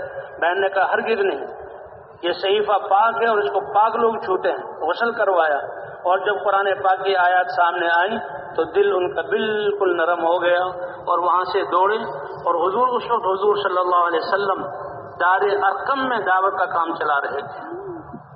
فرمایا دعوت تو ہم نے ہر حال میں دینی ہے، حالات چاہے جیسے بھی آ جائیں۔ حضور صلی اللہ علیہ وسلم کو برملا مکے میں دعوت دینے سے منع کیا، آپ کی ایک بددعا کافروں کی ہلاکت کے لیے کافی تھی، لیکن آپ صلی اللہ علیہ وسلم نے اس پابندی کو قبول کر کے دار ارقم میں دعوت شروع کر دی، اور دار ارقم میں سیکھنا سکھانا سارے اعمال ہو رہے ہیں اور لوگ یہاں آ کر مسلمان ہو رہے ہیں۔ شیب ابی طالب میں حضور صلی اللہ علیہ وسلم آپ کی قوم کو اگرچہ ان میں بہت سے مسلمان نہیں ہوئے تھے 3 سال تک بند رکھا گیا۔ بہت سے کافر ہوتے ہوئے اہل مکہ وہ حضور کے بڑے ہمدرد تھے، لیکن غلبہ یہ ہے بدماش لوگوں کا تھا، اس لیے انہوں نے کہا کہ ان کو بند کرو، تو حضور صلی اللہ علیہ وسلم آپ کی قوم کو شیب ابی طالب میں بند کیا گیا کہ کوئی باہر سے ان کا کوئی تعلق نہ ہو، کھانے پینے کی چیز کوئی نہ لائے، اس لیے بھوک اور پیاس کی حالت میں یہ گزرا۔ راتوں کے اندھیروں میں کوئی جوان جا کر مکے سے بہت دور گاؤں میں جا کر کچھ کھانے پینے کی چیز لے آتا، تھوڑی بہت ملتی جسے زندگی کا سلسلہ، ورنہ راتوں کو ان کے بچوں کے رونے اور بلبلانے کی آواز فضاؤں میں گونجتی تھی۔ یہ پابندی برداشت کی لیکن دعوت کو نہیں چھوڑا، دعوت چل رہی ہے۔ وہ تو اللہ کی شان ایسی ہوئی کہ غالباً ابو طالب نے یہ خواب دیکھا کہ وہ جو عہد نامہ لکھا ہوا ہے اس کو دیمک لگ گئی ہے، اور جب دیمک لگ گئی ہے عہد نامہ ہی ختم تو وہ معاملہ ہی ختم۔ تو بات چلی، کہا کہ دیکھو، اور بعض لوگ چاہتے بھی تھے یہ ظلم ہو رہا ہے، محمد صلی اللہ علیہ وسلم کتنے اچھی صفات والے۔ جب اس عہد نامے کو لایا گیا تو واقعی سارے عہد نامے کو جہاں دیمک نے کھا لیا تھا، سوائے جہاں اللہ کا نام لکھا ہوا ہے وہ محفوظ تھا، باقی کافروں کی جو شرطیں تھیں سب کھا لی۔ اس طرح 3 سال بعد حضور صلی اللہ علیہ وسلم اور آپ کی قوم شیب ابی طالب سے نکلی۔ حضرت عمر رضی اللہ تعالیٰ عنہ دار ارقم کی طرف گئے، حضرت بلال رضی اللہ تعالیٰ عنہ دربانی کے فرائض انجام دے رہے تھے، ایک دم گھبرائے کہ عمر آ رہا ہے، اے اللہ کے رسول یہ عمر آ رہے ہیں۔ اللہ کے رسول صلی اللہ علیہ وسلم سمجھ گئے کہ رات کو جو میں نے دعا مانگی ہے اللہ سے وہ عمر کے حق میں قبول ہو گئی۔ اے اللہ یہ عمرو ابن ہشام جس کا بعد میں نام ابو جہل پڑا اور یہ عمر ابن خطاب، دونوں عمر نامی بڑے قوت والے ہیں، اپنی صلاحیتوں کو ضائع کر رہے ہیں، اے اللہ ان میں سے کسی ایک کو تو ہدایت دے کر اسلام کو مضبوط فرما دے۔ تو سمجھ گئے کہ حضرت عمر کے حق میں یہ دعا قبول ہوئی ہے، تو فوراً کہا آنے دو اس کو، اور وہ حضرت عمر رضی اللہ عنہ حضور صلی اللہ علیہ وسلم کے سامنے بیٹھے اور کہا اشہد ان لا الہ الا اللہ واشہد ان محمد رسول اللہ۔ تو صحابہ کرام کی دعوت اور صحابہ کرام کی قربانی ہے یہ ہدایت کے اور ایسے لوگوں کے جہاں دین میں آنے کا ذریعہ بنا۔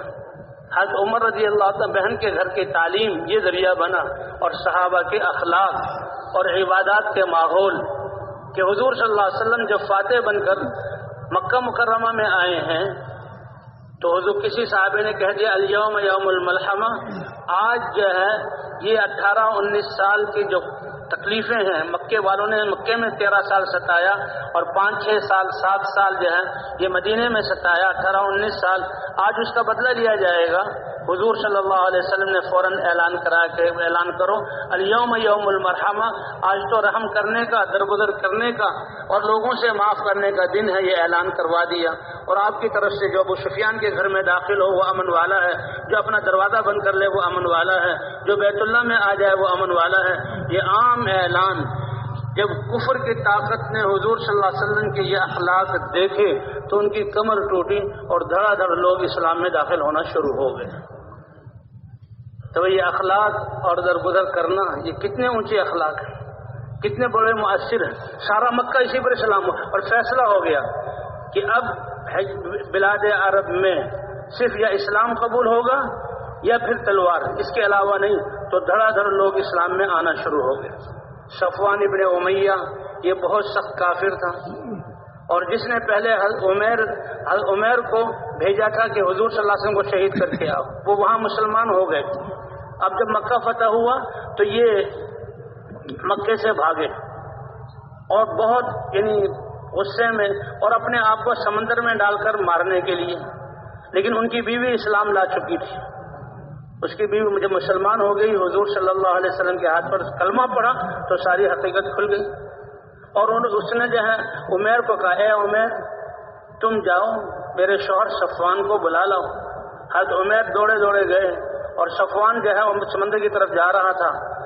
تو صفوان کا غلام تھا یسار، کہنے لگا دیکھو یہ کون آ رہا ہے؟ کہا یہ عمیر آ رہا ہے. کہا یہ تو مجھے قتل کرنے کے لیے آ رہا ہے، اس نے پہلے بھی مجھے بہت جہاں تنگ کیا کہ میں نے اس کی اولاد اور اس کے خرچے کا اور اس کے قرضے کا ذمہ اٹھایا تھا اور یہ مدینہ گیا تھا تاکہ العیاذ باللہ حضور کو شہید کر دے. یہ مسلمان ہو گیا، وہ ساری چیزیں مجھ پر آئی، اس وقت بھی اس نے تکلیف دی اور یہ تو میرا خون بہانے آ رہا ہے. لیکن تو میرا او صفوان میں مسلمان ہوں، میں تمہارا خون بہانے نہیں آیا، تمہیں بہت بہترین پیغام تمہارے لیے لے کر آیا ہوں کہ دیکھو اللہ کے رسول صلی اللہ علیہ وسلم لوگوں میں سب سے زیادہ صلہ رحمی کرنے والے، سب سے زیادہ نیک، سب سے زیادہ انسانوں کی خدمت کرنے والے اور معاف کرنے والے ہیں. تم ان کو چھوڑ کر کہاں جا رہے ہو؟ تم ان کو چھوڑ کر کہاں جا رہے ہو؟ ان کی عزت تمہاری عزت ہے، ان کی بادشاہت تمہاری بادشاہت ہے، وہ تمہیں معاف کر دیں گے اور اسلام میں داخل ہو جاؤ، پچھلے سارے گناہ معاف ہو جائیں گے. کہ یہ کیا کہہ رہے ہو؟ کہ ہاں کہ ان کو تو ہم نے اتنا ستایا اور اب جو ہے وہ مکے میں فاتح بن کے داخل ہوئے. کہ نہیں، وہ اللہ کے رسول ہیں، وہ ابر الناس ہیں، اوصل الناس بالرحم، رحم رشتوں کو جوڑنے والے ہیں، کمزوروں کی خدمت کرنے والے ہیں اور بہت صاف دل اور نیک دل والے ہیں. کہا کوئی نشانی؟ کہا میں جاتا ہوں. پھر دوبارہ وہ آئے اور حضرت عمر رضی اللہ تعالیٰ عنہ حضور صلی اللہ علیہ وسلم کی خدمت میں، اے اللہ کے رسول ہمارا سردار صفوان وہ اپنے آپ کو مارنے کے لیے جا رہا ہے اور جہاں اپنی خودکشی کر کے جہنم میں جائے گا، آپ صلی اللہ علیہ وسلم ان کو امن دے دیں. تو حضور صلی اللہ علیہ وسلم نے فرمایا جاؤ اس کو بتا دو، اے صفوان ہم نے تم کو امن دے دیا، اے صفوان ہم نے تم کو امن دے دیا. اب یہ گئے دوبارہ اور جلدی سے پہنچے گا حضور صلی اللہ علیہ وسلم نے تمہیں امن دے دیا. کہا کیسے میں تصدیق کروں؟ کوئی نشانی ہے کہ اللہ کے رسول نے مجھے امن دیا ہے؟ پھر وہ حضور صلی اللہ علیہ وسلم کے پاس آئے. حضور صلی اللہ علیہ وسلم نے اپنی وہ پگڑی جو مکے میں داخل ہوتے ہوئے اپنے سر پر اور چہرے پر باندھی ہوئی تھی، وہ پگڑی ان کو دے دی اور اس نے جا کر عمیر نے جا کر صفوان کو دکھائی.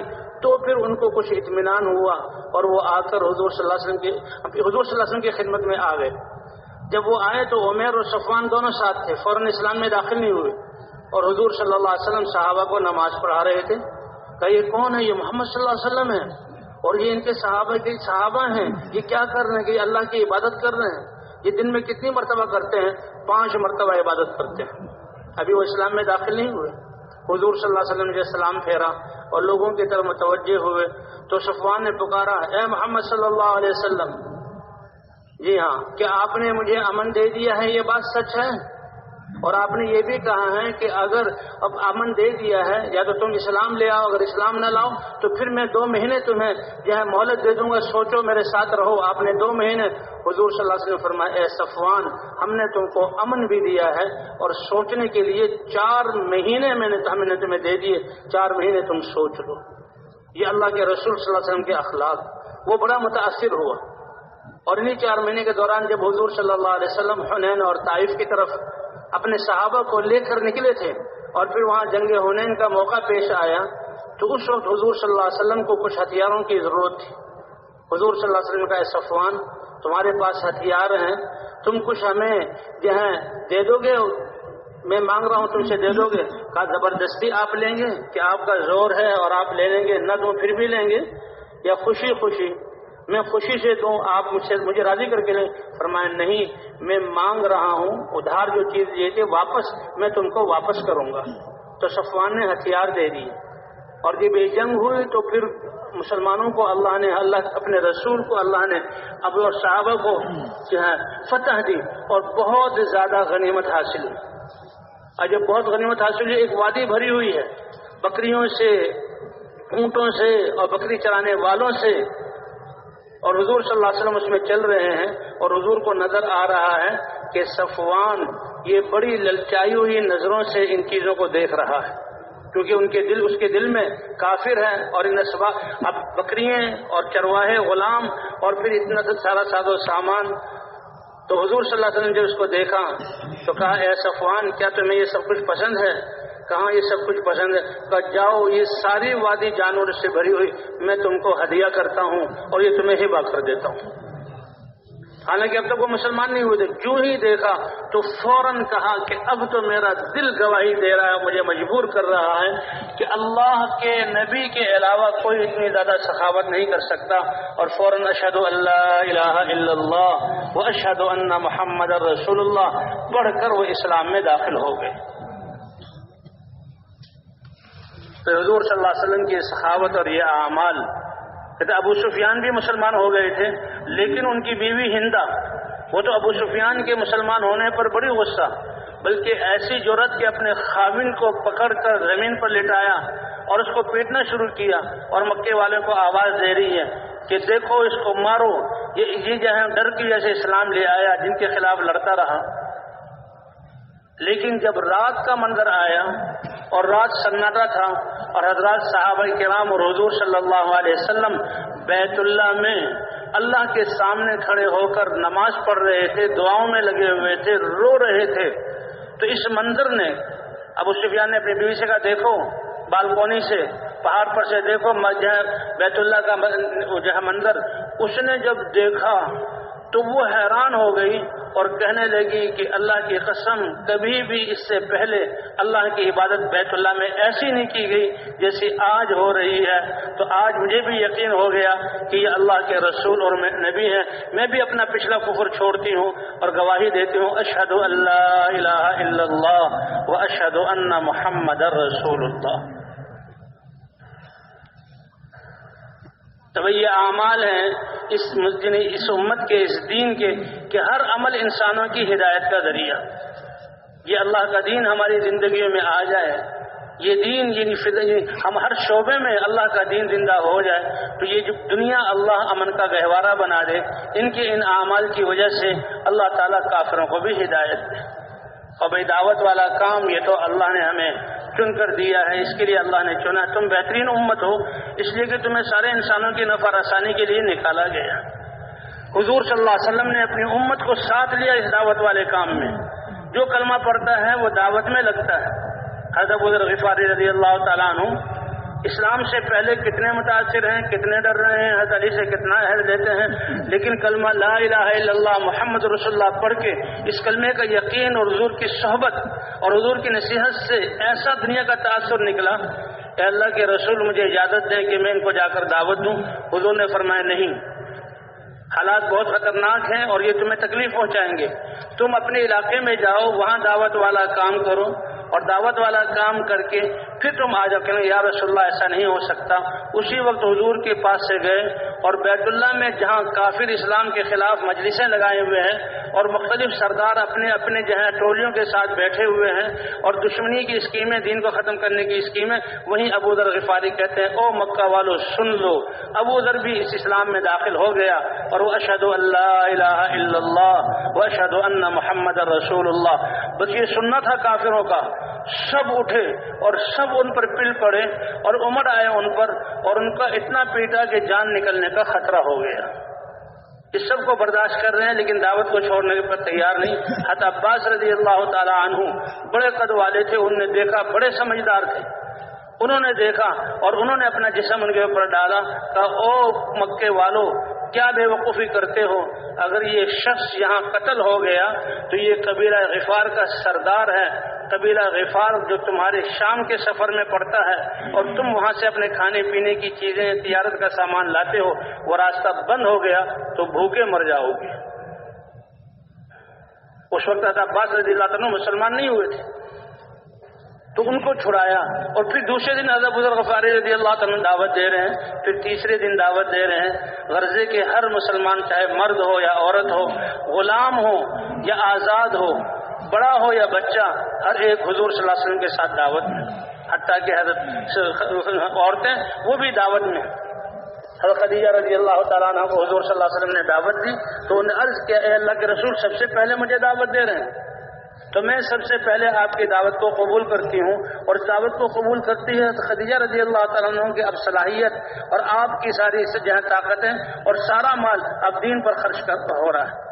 کہاں اب تک تجارت سے گھر میں نعمتیں اور مالوں کی ریل پیل تھی، اور کھانے پینے کی وافر مقدار تھی، کہاں اس کلمے کو پڑھتے ہی وہ فکر وہاں سے بند ہو گئی اور سارا اللہ کے دین، کیونکہ آتا ہے ان کے بارے میں سب سے پہلے جو حضور کو تسلی دی، سب سے پہلے دین کی مدد کی اور سب سے پہلے کمزوروں پر جو مال خرچ کیا وہ خدیجہ رضی اللہ تعالی عنہا ہے۔ کمانے کی فکر کا راستہ بند ہوا، خرچ کے راستے کھل گئے، چند دنوں بعد ہی یہاں فاقے گئی اور بھوک کی نوبت آ گئی۔ تو حضرت عمر رضی اللہ تعالیٰ عنہ جیسے بھی عرض کیا تھا، بہن کے گھر تعلیم اور فاطمہ جو بہن کا صبر اور دعا وہ ذریعہ بنا ہے بنیادی طور پر، تو حضرت فاطمہ کا اسلام میں آنا یہ حضرت خدیجہ رضی اللہ تعالیٰ عنہ کی دعوت سے ہوا۔ جہاں اللہ تعالیٰ نے حضور صلی اللہ علیہ وسلم کو عثمان جیسے جہاں ذوالنورین عطا فرمائے کہ آپ کے یکے بعد دیگرے دو صاحبزادیوں کے شوہر اور ذوالنورین کو کہا جاتا ہے، اور اتنا مال لگانے والے کہ ایک موقع پر حضور صلی اللہ علیہ وسلم نے آپ نے جو دراہم دیے خوش ہو رہے ہیں اور کہہ رہے ہیں کہ اگر عثمان فرائض کے علاوہ اب اگر کوئی دین کا کام نہ کرے تو کوئی عثمان کو نقصان نہیں پہنچائے گا، میں عثمان سے راضی ہوں، اللہ بھی اس سے راضی ہو جائے۔ تو عثمان رضی اللہ تعالیٰ عنہ کا اسلام میں آنا ان کی خالہ سعدہ بنت قریش کی دعوت سے ہے۔ پہلے انہوں نے دعوت دی تھی، پھر ابو بکر سے ملاقات ہوئی اور ابو بکر ان کو لے کر حضور کی خدمت میں آئے اور سعدہ بنت قریش تک دعوت پہنچی تھی، وہ تو خدیجہ رضی اللہ تعالیٰ عنہ کی دعوت سے پہنچی تھی۔ تو حضرات انبیاء کرام کی محنت اور دعوت جو انسانوں کے دین ایمان پر آنے کا راستہ ہے، اور یہ دین ایمان دنیا اور آخرت میں انسانوں کی کامیابی کا راستہ ہے، ختم نبوت کے صدقے اللہ نے یہ محنت اس امت کو دی اور اس امت کو چنا۔ اس لیے حضور نے فرمایا کہ نبیوں میں سے میرا نصیب تمہارا نصیبہ میں ہوں، حضرت محمد صلی اللہ علیہ وسلم، اور امتوں میں سے میرا نصیبہ تم ہو، یعنی میری امت جو دعوت والی امت ہے۔ کنتم خیر امت اخرجت للناس۔ حجۃ الوداع کے موقع پر حضور صلی اللہ علیہ وسلم کہتے صحابہ کی تعداد یہ تو 4 یا 5 یا 5.5 6 تک بھی تعداد آتی، قبائل چاروں طرف جہاں صحابہ کرام، لیکن حضور صلی اللہ علیہ وسلم کے ساتھ جو حجۃ الوداع پر جو آخری مقدار ہے 1.25 لاکھ صحابہ، اور اس زمانے میں جو مینا اور مزدلفہ اور جو ہے عرفات، مینا اور مزدلفہ یہاں کے پہاڑ تو بہت تنگ تھے، یہ تو کاٹ کاٹ کر اب رستے بنائیں گے، اور 1.25 لاکھ کا مجمع ایسے ایک میدان میں جمع نہیں ہو سکتا۔ نہ صحابہ کرام کے پاس ایسا نظام تھا کہ ایسے کوئی صاحبان بنایا جاتا، وہ تو ہر ایک اپنے اپنے چھوٹے چھوٹے خیموں میں اور میلوں میں ان کا مجمع تھا۔ لیکن اللہ کے رسول صلی اللہ علیہ وسلم حجۃ الوداع کے موقع پر جو خطبہ دے رہے ہیں، غالباً پیر کا دن تھا، آپ کی آواز کا یہ معجزہ کہ 1.25 لاکھ صحابہ جو میلوں میں پھیلے ہوئے، اللہ آپ کی آواز بغیر ترجمان اور بغیر کسی آلے کے آخری انسان تک اللہ پہنچا رہے ہیں۔ اور آپ نے اس میں احکام، حضور صلی اللہ علیہ وسلم ایسے احکام بیان کر رہے ہیں کہ صحابہ کی آنکھوں میں آنسو آ گئے اور کہنے لگے حضور تو ایسے ہمیں نصیحت کر رہے ہیں کأنہا حجۃ مودع، کہ اس حج میں اللہ کے رسول اپنی امت کو الوداعی پیغام دے رہے ہیں، اسی لیے اس کا نام حجۃ الوداع۔ حضور صلی اللہ علیہ وسلم کا ایک حج ایسا حج جس میں اپنی امت کو الوداع کہہ رہے ہیں، اور اس میں حضور صلی اللہ علیہ وسلم نے یہ پوچھا الا هل بلغت، اے میرے صحابہ کیا میں نے اللہ کا پیغام تم تک پہنچا دیا؟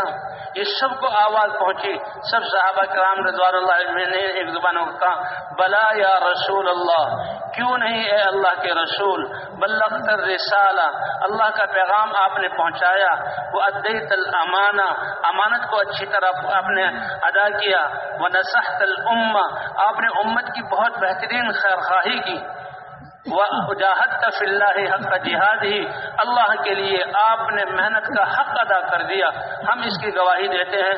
اللہ کے رسول نے آسمان کی طرف اشارہ کیا، اللہم فاشہد اللہم فاشہد اللہم فاشہد، اے اللہ آپ گواہ رہیے کہ یہ تیرے بندے میرے بارے میں، تیرے نبی کے بارے میں گواہی دے رہے ہیں کہ میں نے پیغام پہنچا دیا، اور پھر امت کو یہ ذمہ داری دی الا فلیبلغ الشاہد منکم الغائب، تم میں سے جو بھی میرے دین کی جتنی بات کا شاہد ہے اس کو وہ علم ہے، غائب تک پہنچانا یہ اس کا فریضہ ہے۔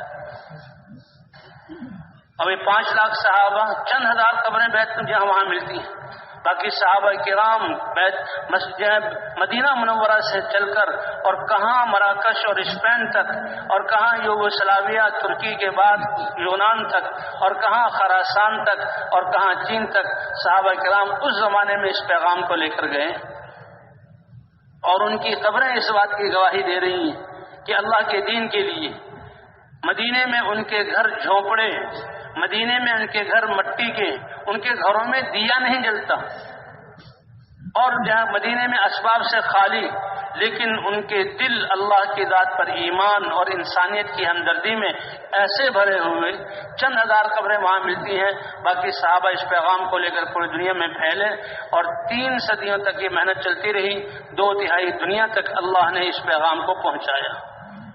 اللہ کے رسول صلی اللہ علیہ وسلم نے فرمایا انکم علی بینۃ من ربکم، تم اس واضح راستہ اور کھلی دلیل جو میں دے کر جا رہا ہوں اس پر تم باقی رہو گے، اور کیا کام کرتے رہو گے؟ ما لم تظہر فیکم سکرتان، جب تک کہ تم میں 2 بری چیزوں کا نشہ نہ آ جائے۔ انکم علی بینۃ من ربکم ما لم تظہر فیکم سکرتان، تم کھلے واضح راستے پر اور کھلی دلیل پر ہو اور روشن جو ہے تم دین پر ہو، جب تک کہ 2 نشہ تم میں ظاہر نہ ہو، سکرت الجہل، کہ اللہ کے احکام سے تم ناواقف ہو جاؤ اور اس کا نشہ تم پر چھا جائے،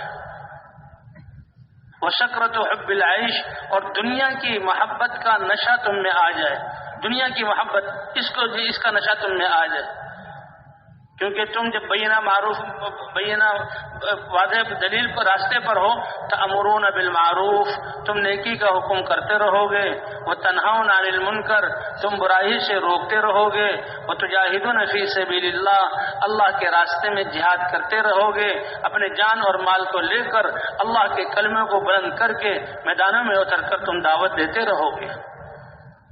فرمایا ایک نشہ آ گیا، فَإِذَا دَارَ فِيكُمْ حُبُّ الدُّنْيَا، دنیا کی محبت آ گئی، دنیا کی محبت تمہارے دلوں میں آ گئی، تو یہ اتنی خطرناک چیز ہے کہ تم اپنا فریضہ منصبی جس کی وجہ سے اللہ نے تمہیں عزت دی، فلا تأمرون بالمعروف، تم نیکی کا حکم کرنا چھوڑ دو گے، ولا تنہون عن المنکر، اور برائیوں سے تم نہیں روکو گے، ولا تجاہدون فی سبیل اللہ، اللہ کے راستے میں جہاد نہیں کرو گے، اللہ کے کلمے کو بلند کرنے کے لیے جان اور مال لے کر میدانوں میں اترنا، لوگوں سے پوری دنیا کے انسانوں کو دعوت دینا، یہ چھوڑ دو گے۔ تو فرمایا القائلون یومئذ بالکتاب والسنہ، اس دن جو کتاب اور سنت کو لے کر اٹھیں گے اور اس کو بیان کریں گے، اللہ آخری زمانے میں ان کو ایسا اجر عطا فرمائیں گے کالسابقین الاولین من المہاجرین والانصار، کہ انصار اور مہاجرین میں سے بھی جو سابقین ہیں اللہ ان کہنے والوں کو ان کی طرح اجر عطا فرمائیں گے۔ میں اللہ کا لاکھ لاکھ شکر ہے کہ صدیوں بعد اللہ نے یہ محنت عطا فرمائی، اور ہماری اس محنت کا مقصد سارے انسانوں کو ناکامی سے نکالنا، جس سے ہر نبی اپنی قوم کا ہمدرد اور خیرخواہ اور اپنا سب کچھ قوم کے لیے لگاتا ہے، اے میری قوم وقت لگاؤں گا، تمہارے پاس آؤں گا، صلاحیتیں لگا دوں گا، اور تم سے ذرہ برابر اجر نہیں چاہتا، تم ایمان لے آؤ، میں تمہارا خیرخواہ ہوں۔ اسی طرح حضور صلی اللہ علیہ وسلم کی یہ امت ساری انسانیت کی طرف بھیجی گئی ہے، ساری انسان، دنیا بھر کے انسانوں کو، کہ ہم تو سب تمہارا بھلا چاہتے ہیں، دنیا اور آخرت کی بھلائی چاہتے ہیں، جو کچھ ہمارے پاس ہو یہ لے لو، لیکن اللہ کی ذات پر ایمان لا کر اللہ کے احکام کو مان لو تو دنیا اور آخرت میں کامیاب ہو جاؤ گے۔ اس لیے ہماری محنت کا مقصد تو پوری دنیا، اور یہ دعوت والا کام اتنا آسان کہ ہر حال میں اور ہر جگہ انسان کر سکتا ہے۔ یہ رکاوٹیں اور یہ حالات اور یہ پریشانیاں، یہ تو امتحان اور اللہ کے قرب کو ترقی کے لیے اور اللہ کے قرب میں ذاتی کے لیے آتی ہے، یہ امتحان روکنے کے لیے نہیں۔ جیسے کہ عرض کیا کہ دار ارقم میں حضور دعوت دے رہے ہیں، اور شیب ابی طالب میں آپ صلی اللہ علیہ وسلم دعوت دے رہے ہیں، غزوہ صلح حدیبیہ پر آپ کو واپس کیا گیا، اور بظاہر یہ کہ حضرت عمر رضی اللہ تعالیٰ عنہ جیسی ہستی بھی، اے اللہ کے رسول کیا ہم حق پر نہیں ہیں؟ حق پر ہیں۔ کہ یہ کافر باطل پر نہیں ہے؟ باطل پر ہیں۔ کیا ان کے مرنے والے جہنم میں نہیں جائیں گے اور ہمارے مرنے والے جنت میں جائیں گے؟ ضرور جائیں گے۔ اور پھر ہم کثرت میں ہیں تو کیوں ان کی بات مانیں؟ اے عمر، اللہ کا مجھے یہی حکم ہے، حضرت ابوبکر صدیق کے پاس گئے اور ان سے یہ باتیں کی. حضرت ابوبکر صدیق نے کہا اللہ کے رسول ہے اور یہ اللہ کا حکم ہے کہ مسلمان یہیں سے واپس چلے جائیں. وہ سہیل صحابی یہ بعد میں مسلمان ہوئے. ان کے مسلمان ہونے کا واقعہ بھی بڑا عجیب ہے. تو سہیل جو ہے یہ جو اس وقت صلح کے لیے کافروں کی طرف سے آئے, اللہ کے رسول صلی اللہ علیہ وسلم نے فرمایا اللہ نے تمہارا معاملہ آسان کر دیا اور کہا بھائی صلح نامہ لکھو. وہ لکھنے لگے تو حضرت علی رضی اللہ تعالیٰ عنہ کو حضور نے بلوایا. وہ کاتب تھے. لکھو کہ یہ عہد نامہ ہے محمد الرسول اللہ کی طرف سے مکے والوں کی طرف. وہ کہنے لگے اب حضرت علی نے پہلے تو لکھا بسم اللہ الرحمن الرحیم. یہ بسم اللہ الرحمن الرحیم لکھنے لگے. سہیل کہا نہیں بسم اللہ الرحمن الرحیم نہ لکھو, یہ تم مسلمان الرحمن الرحیم کہتے ہو, ہم نہیں مانتے, ہم تو بسمک اللہم مانتے ہیں. تو حضور نے فرمایا ٹھیک ہے بسم اللہ نہ لکھو, بسمک اللہم لکھ دو. وہ لکھا اور پھر جب آگے لکھا محمد الرسول اللہ, رسول اللہ کی طرف سے. حضرت علی لکھ چکے تھے. حضور صلی اللہ علیہ وسلم نے وہ کہنے کہ ہم آپ کو جھگڑا ہی سارا یہ ہے کہ آپ اللہ کے رسول ہیں, اسی میں تو جھگڑا ہے, ہم نہیں مانتے. آپ لکھو محمد ابن عبداللہ کی طرف سے. حضور نے فرمایا اے علی رسول اللہ کو مٹا دو, یا اے اللہ کے رسول میں نہیں مٹا سکتا. فرمایا مجھے بتاؤ. آپ نے اپنے لعاب دہن کو وہاں لگایا اور سیاہی وہاں ماند پڑ گئی. اور پھر آگے انہوں نے اپنی شرائط لگائی. انہوں نے کہا کہ دیکھو اگر جو کوئی مسلمانوں میں سے کافر بن کے ہمارے پاس آئے گا ہم بالکل آپ کو نہیں دیں گے, اور اگر کوئی مسلمانوں ہم کافروں میں سے مسلمان بن کر آپ کے پاس آئے گا, آپ کے پاس پہنچ بھی جائے تو آپ کو واپس کرنا پڑے گا تاکہ ہم اس کو پیٹیں, ماریں, عذاب دیں, دین سے روکیں. اسی اثنا میں جی ہاں ابو جندل جو سہیل کے بیٹے تھے وہ بیڑیوں سمیت روتے چلاتے اور گرتے پڑتے آئے اور صحابہ کے بیچ میں اپنے آپ کو ڈالا. اے اللہ کے رسول بڑی مشکل سے نکل کر آیا ہوں اور خود کوششوں سے نکل کر آیا ہوں اور میں اب آپ تک پہنچ گیا ہوں. حضور نے فرمایا اے سہیل ابھی یہ عہد نامہ لکھا نہیں گیا اور میں اللہ کا نبی مسلمانوں کا سردار ہوں, میرے کہنے پر اس کو ہمیں دے دو اور واپس نہ لے جاؤ. لیکن سہیل اڑ گئے کہ نہیں اس کو واپس کرنا ہوگا. تو حضور نے کہا اے ابو جندل واپس چلے جاؤ. وہ اور روئے چلائے اور مسلمانوں کے رونگٹے کھڑے ہو گئے کہ کیسے ایک مسلمان کو جس کو دن رات عذاب دیا جا رہا ہے اور اللہ کے رسول واپس کر رہے ہیں, لیکن اللہ کا امر یہی ہے. تو اس کو واپس کیا گیا اور اس کے بعد جب عہد نامہ لکھا گیا حضور صلی اللہ علیہ وسلم نے فرمایا کہ صحابہ تم احرام کھول دو اور اپنے سر منڈواؤ. تو صحابہ کرام حیران اور پریشان اور زیادہ غم. تو حضور صلی اللہ علیہ وسلم غالب حضرت سلمہ رضی اللہ تعالیٰ عنہ کی ان کی خدمت وہاں ان خیمے میں آئے. اے ام سلمہ صحابہ میری بات مان نہیں رہے. کہ یا رسول اللہ صحابہ آپ کی نافرمانی نہیں کر سکتے, لیکن ان کو غم اور رنج اتنا ہے کہ بیت اللہ کے منہ پر پہنچ کر طواف اور بیت اللہ کی زیارت کیے بغیر ہم واپس جائیں. اے اللہ کے رسول آپ اپنے حلاق کو بلا کر اپنا سر مونڈے. حضور صلی اللہ علیہ وسلم باہر تشریف لائے, اپنے حلاق کو بلایا اور سر موننا شروع کیا. تو صحابہ بھی جب اپنے سردار حضرت محمد صلی اللہ علیہ وسلم کو دیکھا تو ایک دوسرے کا سر موننے لگے, لیکن غم اور افسوس میں ہاتھ ایسے ہل رہے تھے کہ بالوں کے ساتھ کھال بھی کٹ رہی تھی, بال بھی نیچے گر رہے تھے اور خون بھی گر رہا تھا. اور اس پر اللہ تعالیٰ نے جب صحابہ کرام اور حضور صلی اللہ علیہ وسلم احرام کھل گیا اور بغیر طواف کیے, حالانکہ آپ نے فرمایا ہم لڑائی کے ارادے سے نہیں آئے, ہم تو جانور بھی لے کر آئے ہیں سواریوں والے یا بادوں کے نزدیک ذبح کرنے کے لیے, ہتھیار ہمارے پاس کوئی نہیں, صرف بیت اللہ کا طواف کرنا ہے. اور دیکھو اگر ہم غالب آ گئے تو تمہیں اس کا فائدہ ہے بعد میں. تو لیکن انہوں نے نہ مانا. اب صحابہ کرام بڑے غمگین, لیکن اللہ نے اتارا انا فتحنا لک فتحا مبینا. اے پیارے نبی اور اے ایمان والو, یہ جو آپ نے یہ اللہ کی بات کو مانا, اپنے جذبات کو قربان کیا, ہم نے آپ کو فتح مبین عطا فرما دی.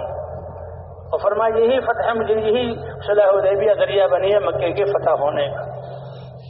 تو بہرحال بھی اللہ تعالیٰ نے حضور صلی اللہ علیہ وسلم کی ختم نبوت کی ایسے یہ محنت عطا فرمائی ہے. اس محنت کا مقصد ہر انسان تک یہ پیغام کہ دیکھو اللہ نے ہمیں دنیا اور آخرت میں کامیابی دینے کے لیے یہ دین مرحمت فرمایا ہے اور اپنے احکام اتارے ہیں.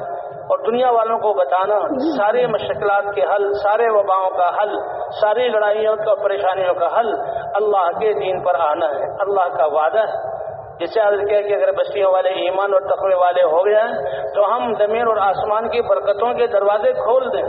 اور کیسے حضور صلی اللہ علیہ وسلم کے زمانے میں عربوں کی لڑائی دشمنی ہے، اللہ نے اس دین کی برکت سے کیسے بھائی چارے والی زندگی عطا فرمائی، اور کتنا اونچا مقام اللہ نے مرحمت فرمایا۔ تو صدیوں بعد یہ محنت ہمیں ملی ہے، اللہ اس محنت کی قدر کرنے کی توفیق عطا فرمائے۔ اور اللہ ہمیں اس محنت میں ہر حال میں استقامت کے ساتھ اس محنت کو کرنے کی توفیق عطا فرمائے۔ اور یہ محنت کیا ہے؟ سب سے پہلے تو ہم سارے انسانیت کی ہمدردی لے کر اور ان کی بھلائی اور خیر خواہی کے لیے یہ عزم کرنا کہ بقیہ زندگی اے اللہ تیرے کلمے کو بلند کرنے میں اور تیرے نبی کی محنت کو تیرے نبی کے طریقے پر کرنا، یہ ہماری زندگی کا مقصد ہے۔ اگر یہ مجمع اس بات کا عزم ارادہ کر لے تو اللہ کی نظروں میں اس کی قیمت بڑھ جائے اور اس کی نیت پر ہی اللہ کے تعالیٰ کے رحمت کے فیصلے عالم کے لیے اتریں۔ تو بتائیں بھائی اس کے لیے تیار ہے نا انشاءاللہ؟ اے اللہ جو اب تک یہ ساری پریشانیاں اور ساری جو ہیں بیماریاں اور ساری وبائیں اور انسانیت جو ہے ظلم کی چکی میں پس رہی ہے، اس محنت کو ہم سے چھوٹ گئی اس کی وجہ سے، اے اللہ پچھلی خطاؤں سے ہم معافی مانگتے ہیں، اور اے اللہ ہم استغفار و توبہ کرتے ہیں اور آئندہ کے لیے عزم کہ یہ محنت ہماری زندگی کا مقصد ہے۔ ہم تو جہاں بھی ہوں ہم حضور صلی اللہ علیہ وسلم کے امتی ہیں اور ساری انسانی کی طرف بھیجے ہوئے ہیں، اور ہم تو ہر ایک کو ایک ایک کے دروازے پر جانا اور اس کے بات سمجھانا اور دنیا والوں کو آواز کہ اللہ کو مان لو، اللہ کے احکام کو مان لو، حضور صلی اللہ علیہ وسلم کی رسالت پہ ایمان لے آؤ، تقوی والی زندگی اختیار کر لو، اللہ دنیا میں بھی کامیاب کر دیں گے اور آخرت میں بھی کامیاب کر دیں گے۔ اور امت مسلمہ کے ہر فرد کو کہ اللہ کا یہ پیغام پہنچانا یہ ہماری ذمہ داری ہے۔ اس کے لیے مسجدوں کا ماحول بھی ہے، اپنے گھروں میں بھی بچوں کی تربیت اور دعوت والا ماحول ہے، اور پڑوس کسی کو بھی نہ چھوڑیں، اور نیت تو پوری دنیا کے انسانوں تک جانے کی ہو، کیونکہ اللہ نے ہمیں اس مقصد کے لیے بھیجا۔ اس کے لیے بھائی جتنے بھی ساتھی ہیں یہ 7 مہینے اور سال، ابھی تو کچھ حالات ہیں لیکن انشاءاللہ 7 مہینے اور سال کے ذریعے پوری دنیا کے انسانوں کو پیغام پہنچانا، اس کے ساتھی نیت کریں کہ جن کے قواعد پورے ہیں حالات بننے پر ہم 7 مہینے اور سال کے لیے اللہ کے راستے میں جائیں گے۔ اور یہاں پر اپنے ملک میں سال پیدل جماعتیں، ایک ایک گاؤں، ایک ایک گھر، ایک ایک علاقے میں پہنچنا اور سارے انسانوں کی نیت کر کے ایک ایک کو یہ پیغام پہنچانا۔ اے دنیا والو، اللہ کی ذات پر یقین کر لو، اللہ